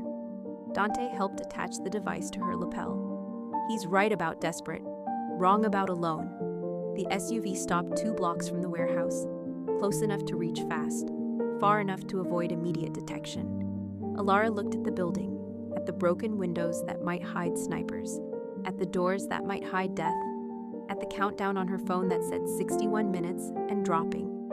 "What if I can't do this?" she whispered. Dante's hand found her shoulder. "You already did the hard part. You left a man who was killing you slowly. You gathered evidence powerful men wanted buried. You survived 3 assassination attempts in 1 night. Walking into a warehouse is easy compared to what you've already survived." She wanted to believe him, wanted to feel the strength he seemed to think she had. But all she felt was fear and exhaustion, and the weight of knowing Jasmine was inside that building because of choices Alara made. Bishop handed her a phone, pre-programmed with 1 number. You press call, we come in. 60 seconds from signal to breach. That's all we need. Alara took the phone, took a breath, opened the door. The cold morning air hit her like a slap. The street was empty. No cars, no people. Just silence that felt heavy, threatening. She started walking toward the warehouse. Each step felt final, like crossing a threshold she couldn't uncross.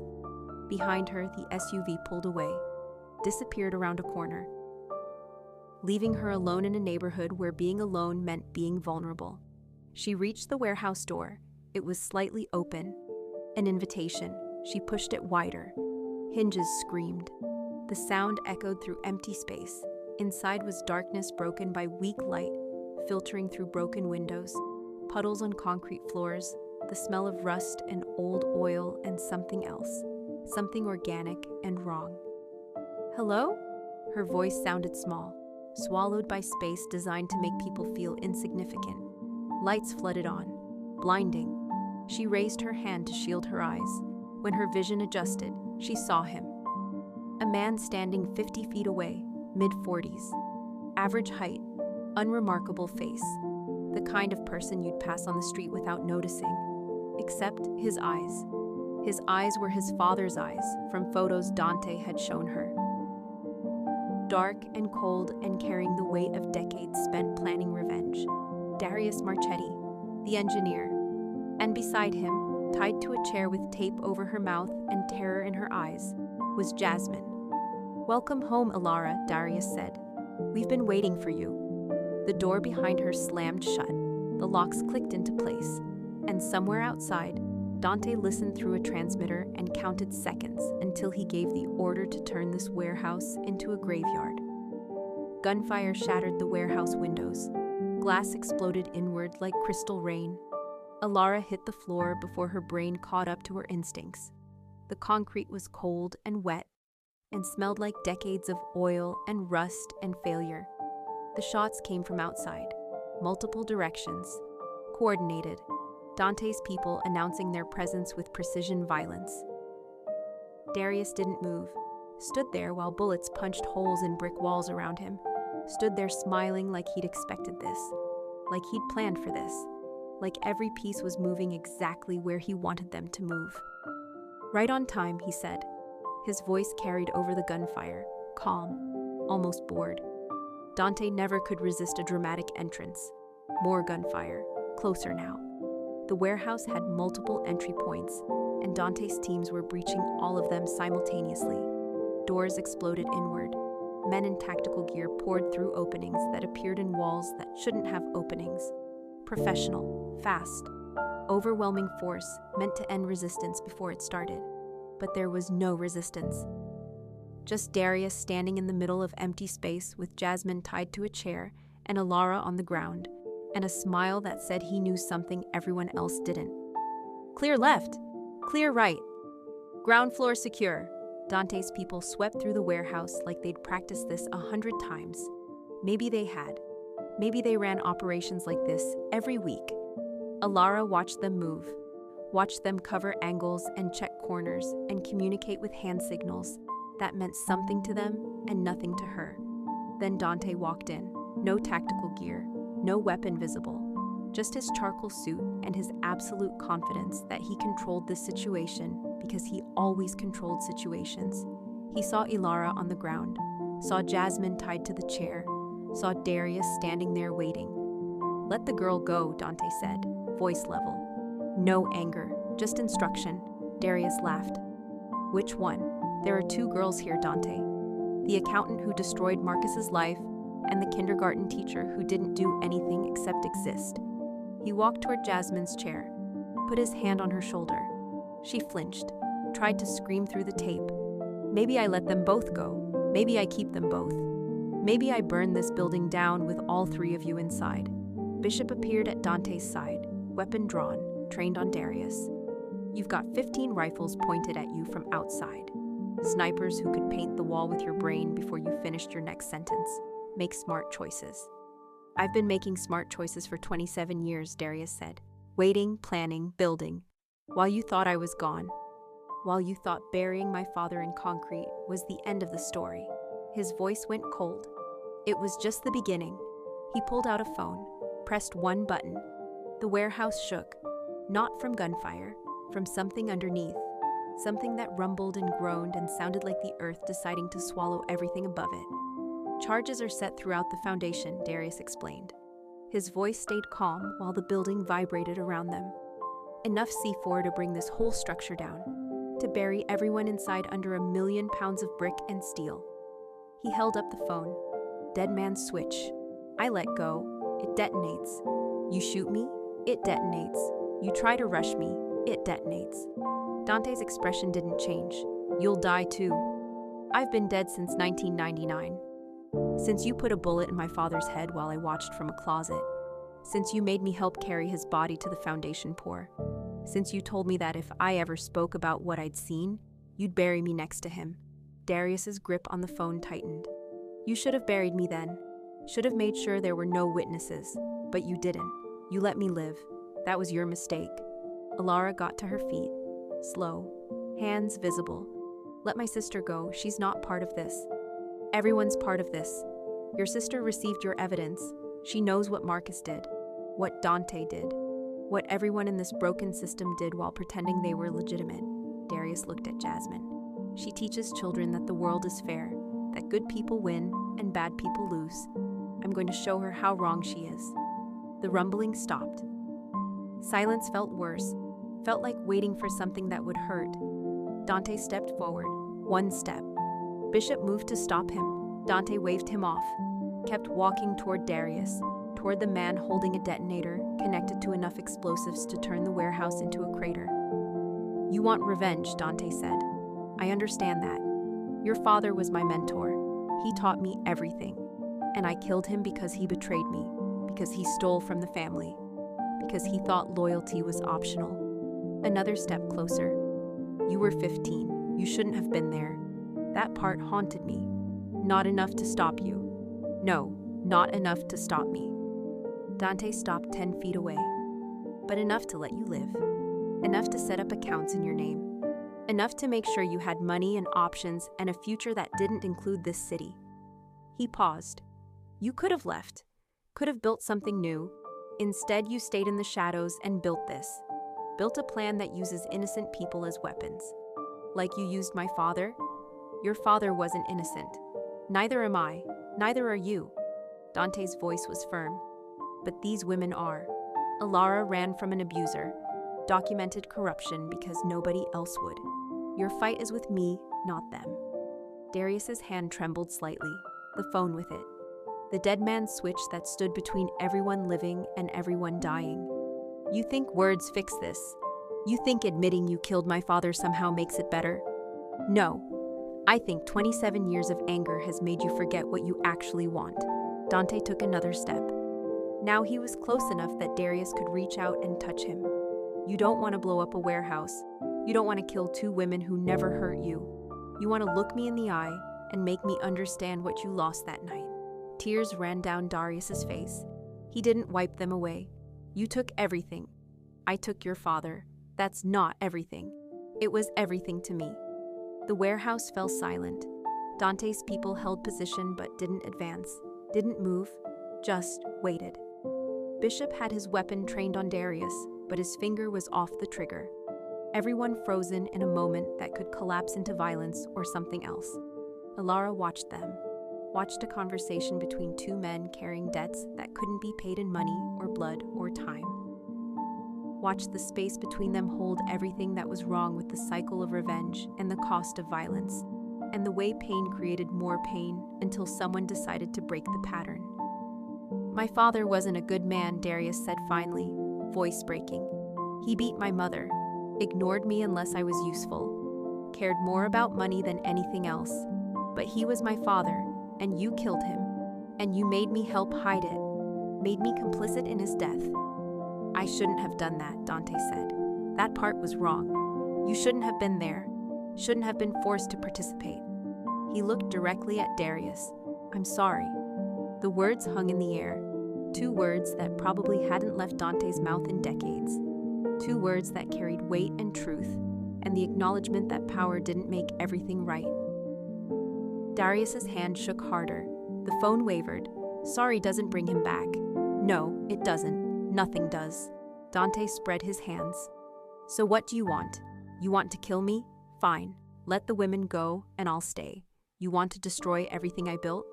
I'll give you the passwords, the account numbers, the contacts, everything. He paused. But let them go first. They didn't take anything from you. They're here because of you. Because Alara made the mistake of sending files to your phone. Because her sister had evidence you wanted. Because everyone in your orbit becomes a target. You're right, Dante nodded.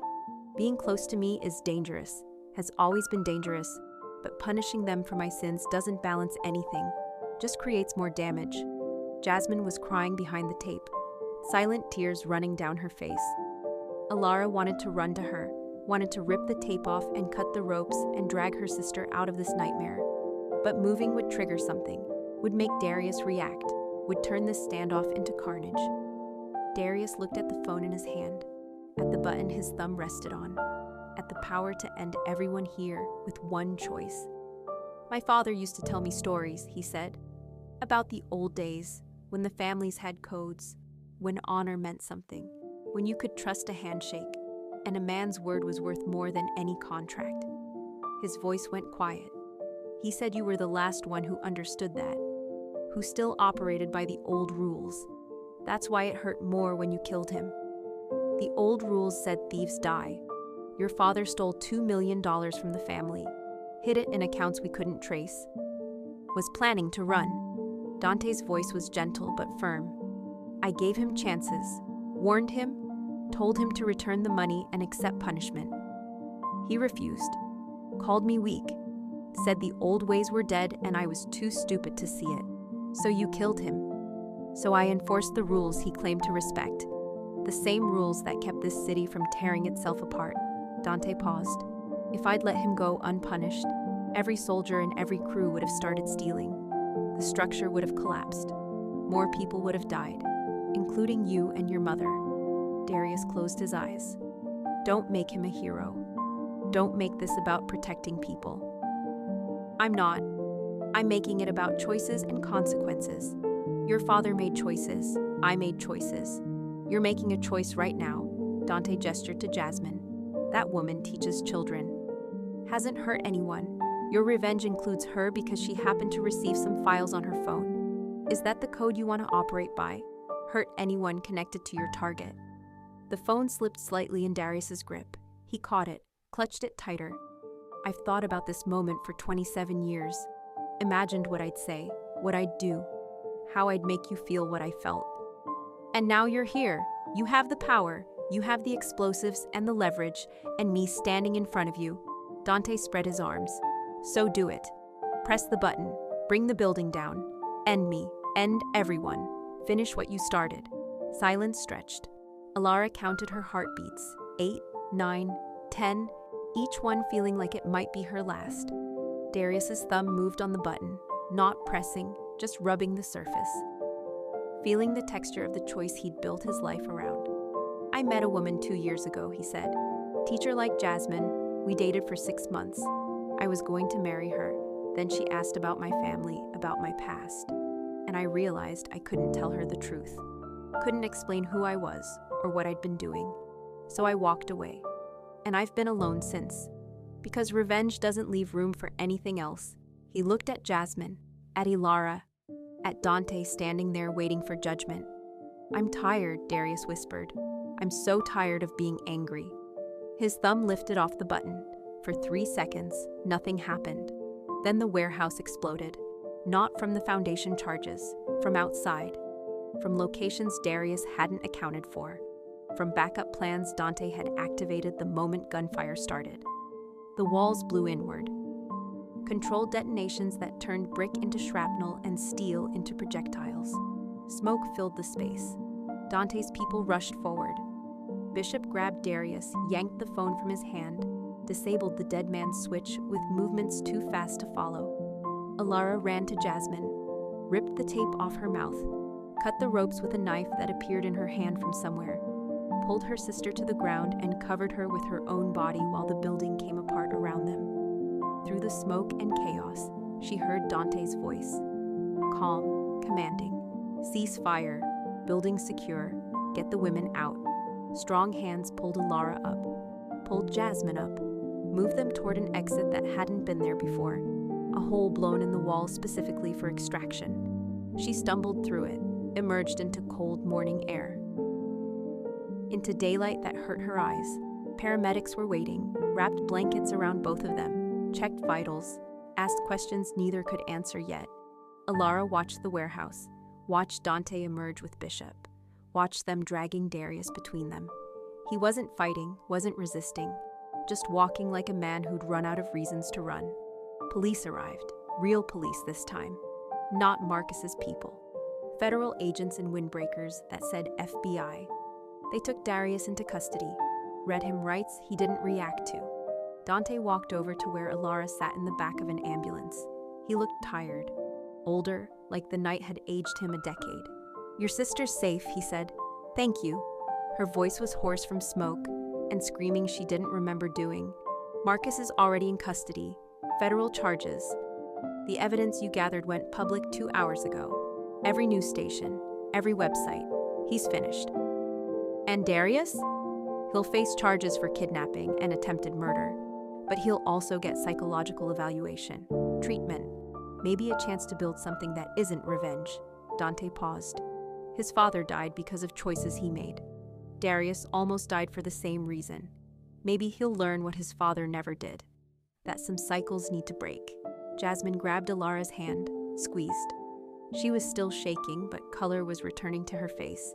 Can we go home? Jasmine whispered. Ilara looked at Dante, at the man who'd saved her life 3 times in one night, who'd protected her sister when he had no obligation to, who'd given Darius a choice instead of just ending him. Can we? She asked. Dante nodded. Bishop will arrange everything, security for both of you until we're certain there are no more threats. New identities if you want them, or just protection in your current lives. Whatever you need. What do we owe you? Nothing. Dante looked at the warehouse, at the building that had almost become their tomb. You gave me evidence that removed a corrupt official. You reminded me that some people are worth protecting, even when it's complicated. That's payment enough.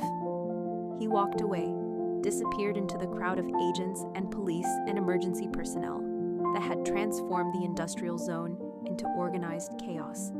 Ilara watched him go, watched the man who controlled Chicago's underworld fade into legitimacy and daylight, like a ghost who only existed in shadows. Jasmine leaned against her shoulder. What happens now?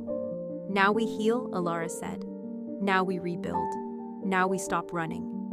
The ambulance drove away, toward a hospital for evaluation, toward safety, toward lives that would never be the same but might be better for the breaking. And behind them, in a warehouse that would be demolished within days, evidence teams worked to collect the pieces of Darius Marchetti's revenge. 27 years compressed into one night. One choice that could have destroyed everyone. One moment where someone decided that breaking cycles mattered more than completing them. The sun rose over Chicago. The city woke up to news of corruption exposed, and officials arrested, and systems failing the way systems do when someone finally forces them to account. And somewhere in all that chaos, Two sisters held each other and tried to remember what normal felt like. Marcus Thorne stood at his penthouse window, watching his empire burn on every screen that mattered. CNN, Fox, MSNBC, local channels, social media feeds scrolling faster than anyone could read. Every outlet playing the same story, the same evidence, the same photos of ledgers and offshore accounts, and wire transfers that added up to the kind of corruption that ended careers and started prison sentences. His phone buzzed for the 200th time. He didn't answer, couldn't answer. Everyone calling either wanted explanations he didn't have or distance he couldn't provide. His lawyers, his staff, his partners who were suddenly remembering they'd never really known him that well. His donors scrambling to request refunds on campaign contributions that now looked like investments in criminality. The federal agents were already in the lobby. He'd watched them arrive on security cameras 20 minutes ago. Dark suits and badges and faces that said they'd done this before and knew exactly how it ended. The building manager tried to stop them. They showed warrants. The manager stepped aside. They were coming up now, taking the elevator because they had time, because running wasn't an option when you lived on the 42nd floor, because they knew he knew there was nowhere to go. Marcus turned from the window, looked at the penthouse that cost him $4 million, marble floors imported from Italy, chandeliers from France, art on the walls worth more than most people earned in a lifetime. All of it purchased with money that should have built schools, fixed roads, paid teachers. His phone buzzed again. This time he looked. Unknown number. He answered because what did it matter now? Marcus. The voice was cold, flat. Silas Vane. No, Darius Marchetti. The man who called himself the engineer. I hope you're watching the news. You did this. Marcus's voice came out strangled. You said you'd protect me. Said if I helped you get to Dante, you'd make sure the evidence never went public. I lied. People do that. Darius sounded almost amused. You were useful for accessing city systems, for stealing from Dante's operations, for putting your name on corruption while I stayed invisible. But now you're just liability, loose end, witness who could connect me to everything. The feds are here. I could tell them what? That you were working with a ghost? That the man who's been dead since 1999 somehow masterminded your corruption? Darius laughed. They'd think you were insane, trying to blame your crimes on conspiracy theories. Besides, I'm already gone. Disappeared again. Back to being nobody while you become the example they make of everyone who thought they were too powerful to face consequences. The elevator chimed. 42nd floor. His floor. Only his floor. The penthouse took up the entire level. Why? Marcus asked. Why destroy me if I was useful? Because Ilara loved you. Because she trusted you. Because destroying you destroys her hope that leaving you mattered. Because broken people are easier to kill than people who think they won. Pause. Don't worry, she's next. Her and her sister, Dante too. Everyone who got in the way of what I've been building. The line went dead. Knocking at the door, professional, firm. Federal agents, open the door, Mr. Thorne. Marcus looked at the phone, at the screen showing his life ending in real time, at the door that would open with or without his cooperation. He'd made choices, stupid choices, greedy choices. Choices based on thinking he was smarter than everyone else, and rules didn't apply to people with money and connections. Now the bill was due. He walked to the door, opened it. 6 agents stood in the hallway with weapons holstered, but hands ready.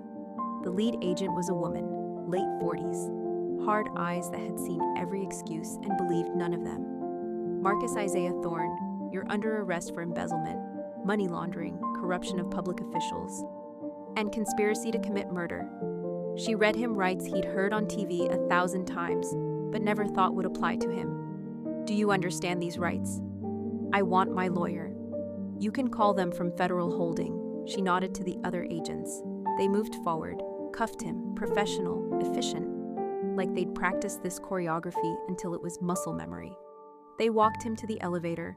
The ride down was silent except for the soft jazz playing through speakers. 42 floors of descent felt like falling, like gravity finally remembering he existed and collecting what he owed. The lobby was full of cameras, news crews who'd been tipped off somehow. They pushed forward when the elevator doors opened, shouted questions he didn't answer, flashed lights that made everything feel surreal. Mr. Thorne, did you steal money intended for schools? Is it true you had your girlfriend attacked? How much did you take? Where's the money now? The agents pushed through, got him to a vehicle with tinted windows and federal plates, pushed his head down, secured him in the back seat. The door closed, the shouting muffled. The vehicle moved. Marcus stared at his reflection in the partition separating him from the agents up front. Saw a man who thought he was building an empire, who thought Marcus Thorne was going to be mayor, governor, senator, someone who mattered, someone people remembered. He'd be remembered now, just not the way he planned. His phone, they'd let him keep it until processing, buzzed one final time. He looked at it. A photo, taken from across the street, showing him being walked out of his building in handcuffs. Showing cameras and agents and the beginning of a perp walk that would define the rest of his life. The message underneath was simple. This is what happens when you underestimate an accountant. Sleep well in your cell, Marcus. You earned it. Alara, he stared at it. At the message from the woman he'd beaten, controlled, tried to kill. The woman who'd documented every crime while lying next to him in bed. Who'd played the role of loving girlfriend while building the case that destroyed him. She'd won, he'd lost. And somewhere in the federal system that was about to swallow him whole, there would be time to think about all the moments where he could have made different choices, could have been a different man, could have chosen truth over theft and partnership over control. But he hadn't. And now Marcus Isaiah Thorne was just another corrupt official in a system full of them. Another example, another cautionary tale, another name that would be forgotten as soon as the next scandal broke. The vehicle pulled into an underground garage, fluorescent lights, concrete walls, the smell of exhaust and industrial cleaner. They pulled him out, walked him through hallways that all looked the same. Gray walls, gray floors, gray ceiling. Everything designed to strip away identity and replace it with number and designation. Processing took 2 hours. Fingerprints, photos, medical check, questions about allergies and medications and whether he was a danger to himself. He answered mechanically, gave information that didn't feel like it belonged to him anymore. They gave him orange, took his suit, took his watch, took his phone and his wallet and everything that said Marcus Thorne was someone who mattered. Put him in a holding cell with 3 other men who looked at him with recognition. One of them smiled. I know you. You're that city guy, the one who stole all that money. The man laughed. They're going to love you in general population. Politicians always get special treatment. Marcus sat on the bench, stared at the wall, tried not to think about what came next, about trials and lawyers and sentencing, about years measured in concrete and steel and limited sky. About becoming someone new, someone defined by the worst things he'd done instead of the best things he'd pretended to be. His mind went to Alara, to the woman who'd slept beside him for 3 years while secretly documenting his destruction. He'd underestimated her. Thought she was weak because she was kind. Thought she was stupid because she was trusting. Thought hitting her would keep her in line because violence had always worked before. He'd been wrong about all of it. And now she was free and he was caged, and the irony wasn't lost on him even if the lesson came too late to matter. Somewhere above him, Chicago kept moving. People went to work, kids went to school. The city functioned like it always had, like Marcus Thorne had never existed, like his arrest was just another headline that would be replaced by tomorrow's crisis. His empire was gone, his reputation destroyed. His future measured in decades behind bars instead of political offices and power lunches. And in the quiet of that holding cell, with 3 strangers who didn't care about his excuses, Marcus finally understood what Alara had been trying to tell him for months. That control was an illusion. That violence was weakness. That the people you hurt eventually hurt you back in ways you never see coming. The lesson was complete. The price was everything he had. And there was nobody left to blame but the man staring back at him from the reflective surface of the cell door. Dante's phone rang at 3 a.m. The sound cut through silence in his downtown office like an alarm nobody wanted to hear. He answered on the second ring because calls at 3 a.m. were never good news, and waiting didn't make them better. We found him. Bishop's voice carried exhaustion and something else. Relief, maybe? Or just the satisfaction of closing a case that had cost too many hours and too much blood. Darius Marchetti. Or what's left of him. Dante sat up in the leather chair he'd been dozing in. He'd stopped going home 2 days ago, stopped sleeping in beds. Just worked until exhaustion forced him down and then got up and worked more. That's what happened when ghosts came back and family debts demanded payment. Where? Warehouse on the north side. Same one we've been watching for 3 weeks. He finally made a mistake. Used a phone connected to old networks. Pinged a tower. We moved fast. Is he alive? Barely. Took a shot when we breached. Hit center mass. Paramedics say it's 50-50 whether he makes it to surgery. Bishop paused. He's asking for you. Dante stood, grabbed his jacket. I'm on my way. The drive across Chicago took 20 minutes through empty streets. The city looked different at 3 a.m. Quieter, honest. Like without people performing for each other, the buildings and streets could admit what they really were. Just structures and asphalt. No meaning except what humans brought to them. The warehouse was lit up like a crime scene because it was a crime scene. Police tape, ambulances, federal agents because Darius's crimes had crossed enough lines to make this a multi-agency situation. Bishop met Dante at the perimeter. He won't talk to anyone else. Keep saying your name, asking if you're coming. Bishop walked him through the tape. Nobody stopped them. Nobody questioned. In Chicago, some people moved through official investigations without paperwork because that's how power worked. Medics say we've got maybe 10 minutes before they have to transport. He's losing blood fast. Darius lay on a gurney surrounded by equipment and people trying to keep him alive long enough to face justice. His chest was wrapped in bandages that were already soaking through. His face was pale, lips gray, eyes unfocused until Dante appeared in his line of sight. Then they sharpened. You came. Voice barely a whisper. Wet. Like blood was filling places blood shouldn't be. Dante knelt beside the gurney. I came. My father used to say you kept promises, even ones you didn't want to keep. Darius coughed. Blood appeared at the corner of his mouth. A paramedic wiped it away. Was he right? Depends on the promise. The promise was implied. You let me live in 1999. Let me walk away. That was a promise that we were done, that the debt was paid. Darius's hand found Dante's. Gripped with surprising strength for someone dying. I broke that promise, spent 27 years breaking it. You did. I'm sorry, the words came out clear despite everything. I'm sorry I involved Alara. I'm sorry about her sister. I'm sorry about everything except trying to kill you. That part I'm okay with. Dante smiled. Small, sad. Fair enough. The charges under the warehouse, they're real, but the detonator I had was fake. I couldn't do it. Couldn't kill people who didn't take anything from me. Darius coughed again. More blood. I'm not my father. I tried to become the kind of man who could execute revenge without caring about collateral damage. But I'm not built that way. Nobody is. Not really. We just convince ourselves we are until the moment comes, and we learn the truth about who we actually are. Dante's voice was gentle. Your father couldn't have done it either, not to innocence. That's why I knew he was lying about being okay with violence, why I knew he was planning to run instead of fight. Did he suffer when you killed him? No, it was fast. He didn't see it coming. Darius closed his eyes. Thank you for that, and thank you for letting me go, even though I wasted it. You didn't waste it.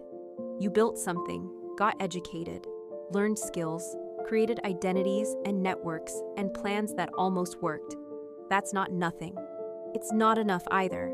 The paramedics were getting urgent, making movements that said time was running out. The lead medic touched Dante's shoulder. Sir, we need to transport now or we're going to lose him. Dante nodded, looked at Darius. Anything else you need to say? Tell Alara I'm sorry. Tell her sister I'm sorry. Tell them I know sorry doesn't fix anything, but it's all I have left. His grip weakened. And tell yourself I forgive you. For my father, for everything. I forgive you because holding onto it for 27 years just made me tired and angry and alone. I'll tell them. They loaded Darius into the ambulance. Dante stepped back. Watched the vehicle drive away with lights flashing and sirens screaming. Watched it disappear into Chicago's pre-dawn darkness, heading toward a hospital where doctors would try to save a man who'd spent almost 3 decades trying to destroy others. Bishop appeared at his side. Think he'll make it? Doesn't matter. Even if he survives surgery, he's looking at 20 years minimum. Kidnapping, attempted murder, terrorism charges for the explosives. He'll die in prison, whether it's tonight or 20 years from now. You sound almost sorry about that. I am sorry. He was a kid who saw something terrible and never recovered. Made choices based on pain instead of healing. Became what he thought he needed to become to balance scales that never balance. Dante looked at the warehouse, at the building where Darius had made his final stand. I'm sorry because he's right. I started this. I killed his father in front of him. I made him help hide the body. I created the wound that never healed. His father was a thief who betrayed the family. His father was still his father. And I took that from him without considering what it would cost a 15-year-old kid to lose his parent that way. Dante turned away from the warehouse, started walking back to his car. We create cycles. Violence creates trauma, creates more violence, creates more trauma. Round and round until someone decides to stop, to break the pattern, to choose something different. What are you going to do? If Darius survives, I'm going to make sure he gets good lawyers, good medical care, treatment for the psychological damage I helped create. I'm going to give him something his father never got, a chance to rebuild. Bishop looked skeptical.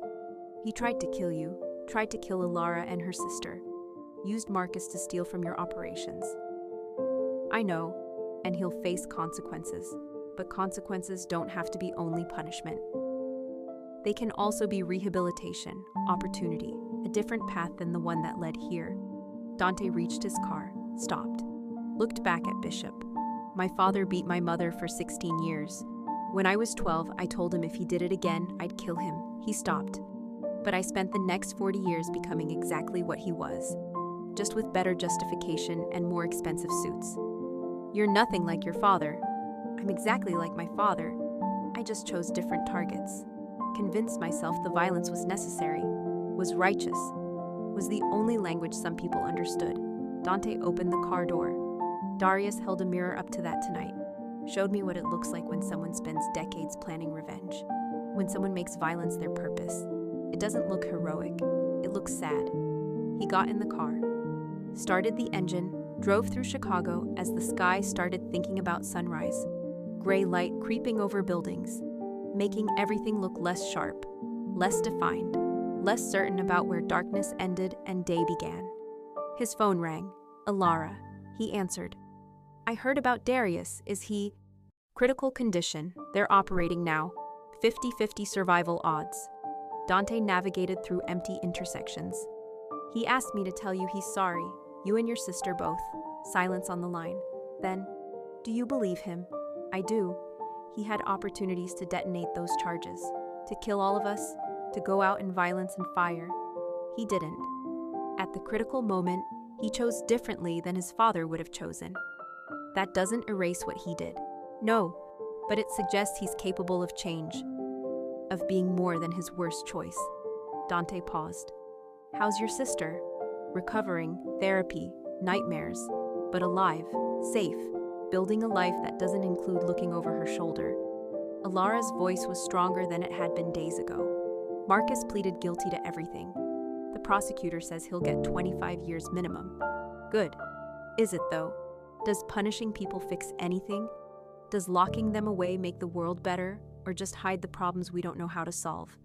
Dante pulled over, parked on a street overlooking the river, watched water reflect early morning light. I don't know anymore. I used to think I knew. Thought violence solved problems and fear created order and controlling everything kept people safe. Now I'm not sure any of it works the way I thought it did. What changed?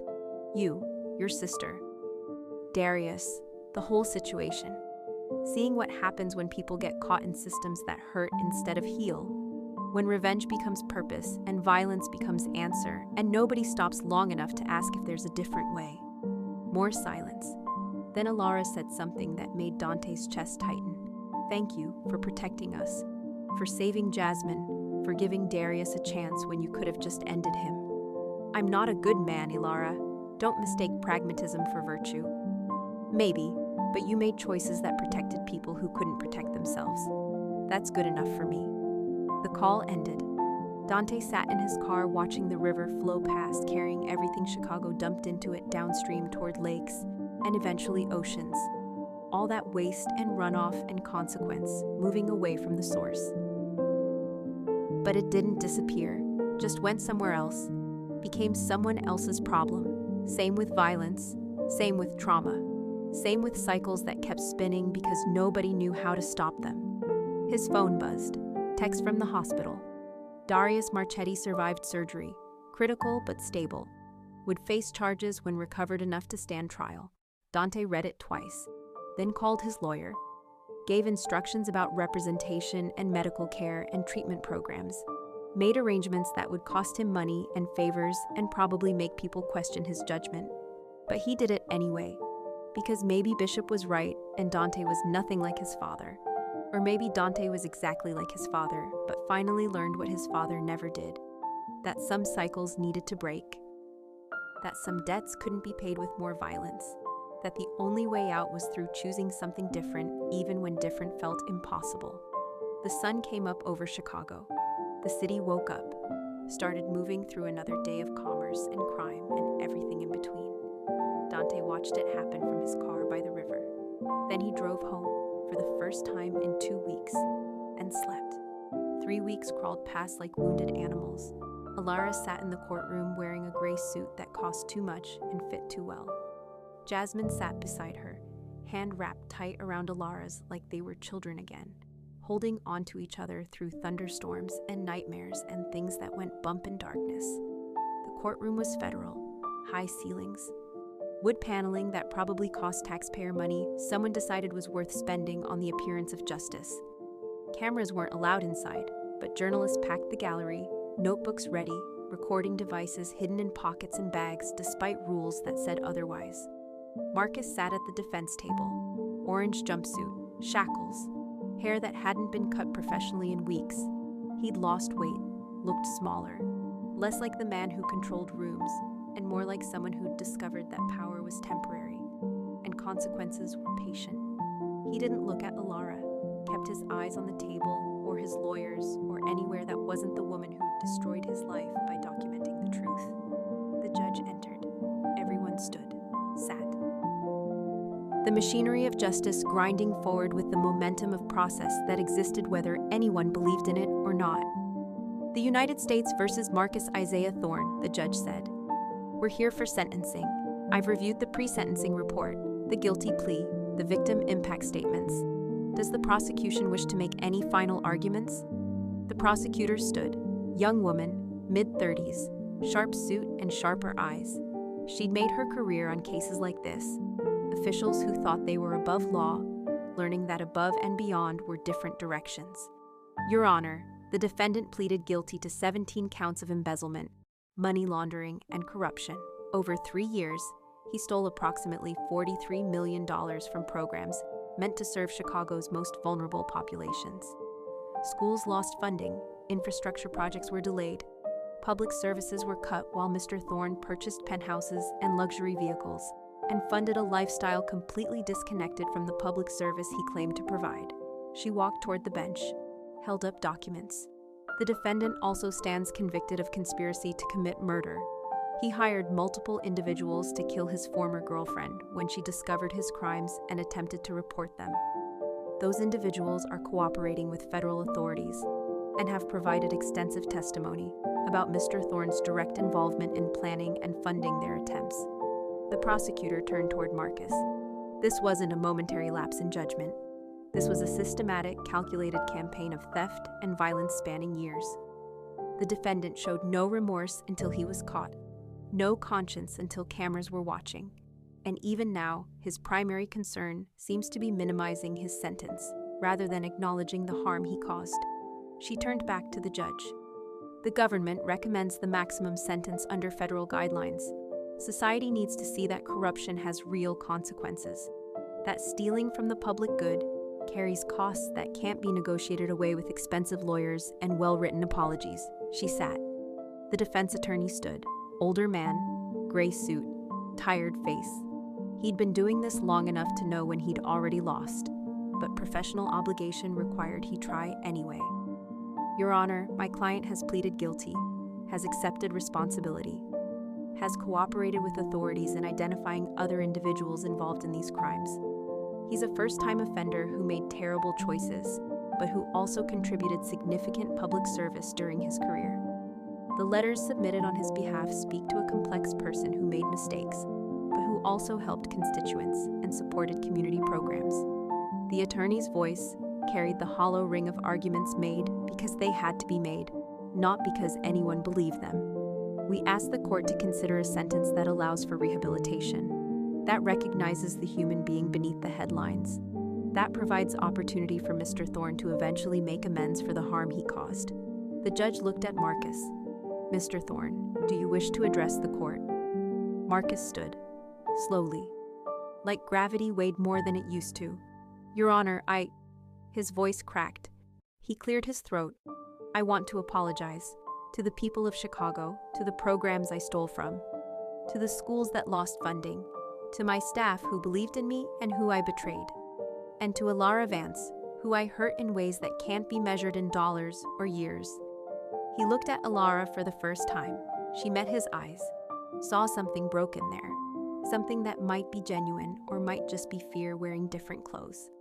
I convinced myself I deserved what I took, that I worked hard enough to justify taking extra, that everyone did it, so why shouldn't I? That Alara belonged to me because we were together and leaving me was betrayal worth punishing. His hands shook. I was wrong about all of it, and I'm sorry, for whatever that's worth. He sat.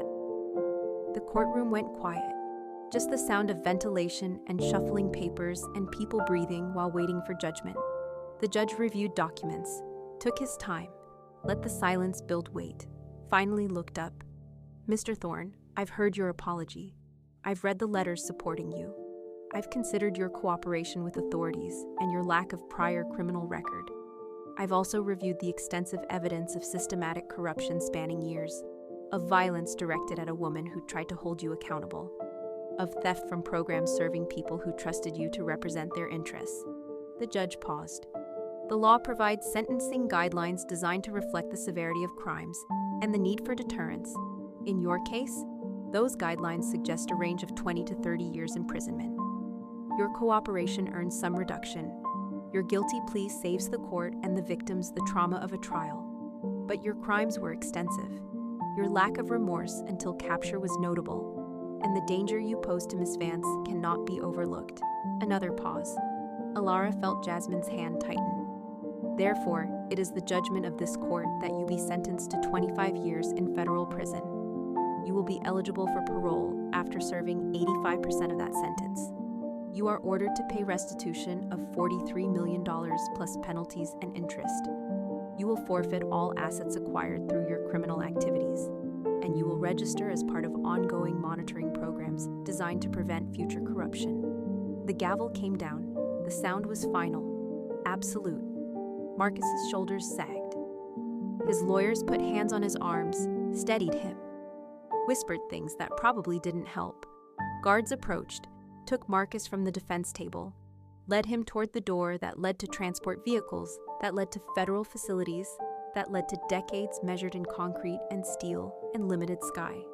As he passed Alara's row, he stopped. The guards allowed it, just for a moment. I really am sorry, he said. I know that doesn't fix anything, but I needed you to hear it one more time. Alara looked at the man she'd loved, the man who'd hit her and controlled her and tried to kill her when she found the courage to leave.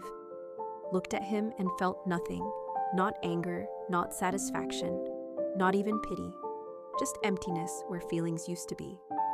I heard you, she said. Now go serve your time. He nodded. Let the guards move him along. Disappeared through the door, gone into a system that would process him and catalog him and turn him into a number in a facility where Marcus Thorne. The powerful official became inmate. Marcus Thorne, who answered to guards and followed rules, and learned what it meant to have all power stripped away.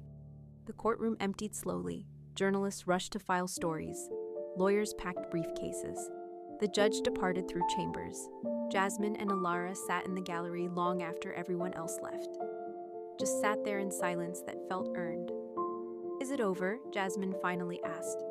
"Yeah," Alara said. "It's over." They stood, walked out through hallways that echoed with their footsteps, emerged into afternoon sunlight that felt too bright after the controlled fluorescence inside. Dante waited by a black car parked illegally in a loading zone. No tickets on the windshield. Never tickets. That's what happened when you controlled enough of the city that traffic enforcement knew better than to touch your vehicles. "How are you?" he asked. "Lighter," Alara said. "Like I've been carrying something heavy and someone finally took it away." That's justice. When it works, when it actually delivers what it promises instead of just going through motions. Dante opened the car door. "Can I give you a ride somewhere?" Alara looked at Jasmine. Her sister nodded. They got in. The interior was quiet, comfortable. The city rolled past windows tinted dark enough to see out but not in. Privacy in motion. Darius Marchetti pleaded guilty yesterday, Dante said. 15 years, could have been more, but his cooperation helped close multiple cold cases.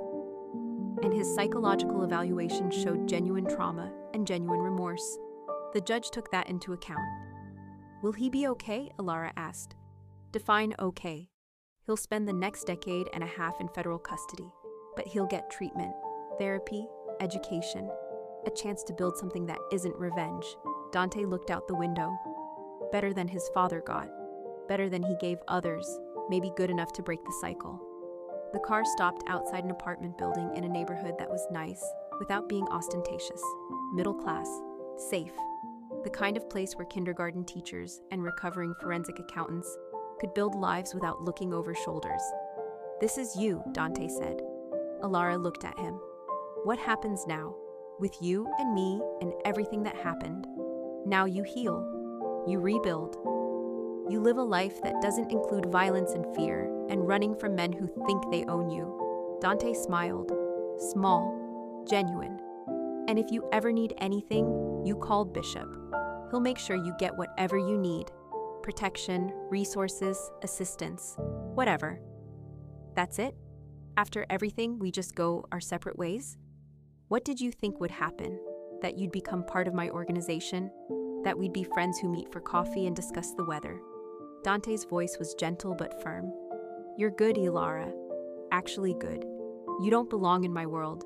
You deserve a life that doesn't include looking over your shoulder, wondering if today's the day some old enemy comes calling." Jasmine squeezed Ilara's hand. "He's right. We deserve normal. We deserve boring. We deserve lives where the most exciting thing that happens is deciding what to have for dinner." Alara wanted to argue, wanted to say something meaningful about the past 3 weeks and everything they'd survived together. But Dante was right. His world wasn't hers. Their paths had crossed during crisis. Now crisis was over and paths diverged. "Thank you," she said, "for everything, for protecting us, for keeping promises you didn't have to keep, for showing me that power can be used for more than just taking." "You're welcome." Dante reached across, opened her door from the inside. "Now go. Build something good. Fall in love with someone who deserves you. Teach your sister's students about justice and fairness and the importance of documenting truth. Live well. That's the best revenge against everyone who tried to stop you." Alara and Jasmine got out. The car pulled away, disappeared into Chicago traffic, became just another vehicle in a city full of vehicles, driven by people with secrets and histories and debts they were still paying. The sisters stood on the sidewalk looking at their building.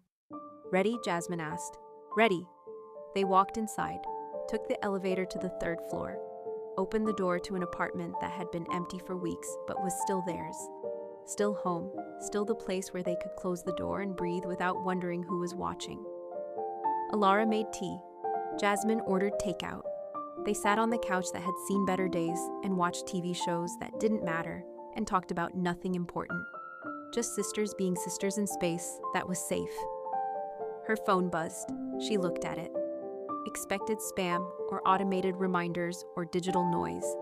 Instead, it was a message from a number she didn't recognize. You did good, Alara. You survived. You fought back. You protected your sister and helped bring down corrupt men who thought they were untouchable. That takes courage most people don't have. I wanted you to know that your evidence didn't just stop Marcus. It opened 17 other investigations, exposed networks of corruption spanning decades, changed how Chicago monitors its officials. You started something bigger than you know, and it started with one wrong airdrop that became one right choice. Keep making right choices. Keep being brave. The world needs more people like you. A friend, Alara, read it twice, then showed Jasmine. Who sent it? Jasmine asked. I don't know. Dante maybe, or Bishop, or someone else who was watching this whole time. Does it matter? Alara thought about it. About the past 3 weeks. About wrong clicks and right choices, and the way one moment of panic turned into something that changed everything. About how she'd meant to send evidence to a journalist and accidentally sent it to a Mafia boss, and somehow that mistake saved her life. No, she said. It doesn't matter. What matters is that it's over. We're safe, and we get to decide what comes next. Jasmine smiled, leaned her head on Alara's shoulder. I vote for boring. Boring sounds perfect. They sat together while Chicago moved outside their windows, while the city breathed and lived and continued its eternal dance between corruption and justice, violence and peace, power and powerlessness. While Marcus served time and Darius served time, and Dante continued building his empire in shadows that most people never saw. And in that apartment on the 3rd floor of a building in a safe neighborhood, 2 sisters who'd survived things that should have destroyed them chose boring, chose normal, chose lives measured in small moments instead of grand gestures. Alara thought about the evidence still existing somewhere, about investigations still ongoing, about systems still changing because she'd had the courage to document truth, even when truth was dangerous. She thought about becoming someone new, someone who didn't carry fear like a second skin, someone who could love without worrying it would turn into control, someone who could trust without expecting betrayal. It would take time, therapy, work, patience. But time was something she had now, time and safety and space to heal. Her phone stayed quiet. No more messages from mysterious friends. No more threats from enemies. No more countdowns measuring her sister's life in minutes. Just silence. Just peace. Just the ordinary miracle of another day, where nothing terrible happened and nothing would. Jasmine fell asleep on the couch. Alara covered her with a blanket, made sure the door was locked, the windows secure. Then she sat in the quiet apartment and let herself feel what she hadn't felt in 3 years. Safe. Actually, genuinely safe. And tomorrow she'd wake up and make breakfast and help her sister plan lessons and maybe start looking for new work that didn't involve accounting for criminals. Maybe she'd go back to school. Maybe she'd volunteer somewhere. Maybe she'd just exist for a while without purpose or plan or pressure to be anything except herself. Outside, the sun set over Chicago. The city lights came on. The endless cycle of darkness and dawn continued like it always had and always would. And in apartment 3B, 2 sisters slept peacefully for the first time in weeks. The story was over. The healing was just beginning. But beginnings were good. Beginnings meant hope, meant possibility, meant that even when wrong clicks led to dangerous men and deadly situations, sometimes they also led to survival and strength, and the realization that courage wasn't the absence of fear. It was choosing to act despite fear. It was documenting truth when truth could kill you. It was running when running was the only option and fighting when fighting became necessary. Alara had done all of that. And she'd won. Not perfectly, not without cost, but she'd won. And that was enough. If this story moved you, if it made you think about courage and choices and the power of standing up even when you're terrified, then do me a favor, hit that subscribe button right now. Turn on notifications so you never miss another story that might inspire you when you need it most. Because we all face moments where we have to choose between safety and truth, between staying quiet and speaking up, between accepting what hurts us and fighting for what we deserve. Drop a comment below sharing a time when a small decision led to something massive in your life. Your story might be exactly what someone else needs to hear today. It might give them the courage to make that call, send that message, walk away from that situation, or stand up for that truth. We've got more stories coming. Stories about ordinary people facing extraordinary circumstances. Stories about underdogs who refuse to stay down. Stories about justice and redemption and the complicated truth that good and evil aren't always as simple as we want them to be. Don't miss a single one. Subscribe now. Share this with someone who needs to hear that they're stronger than they think. And remember, sometimes the wrong click changes everything. The question is, what will you do when it does? I'll see you in the next story. Until then, keep being brave. Keep choosing truth. Keep fighting for what matters. And never, ever underestimate the power of one person who refuses to give up.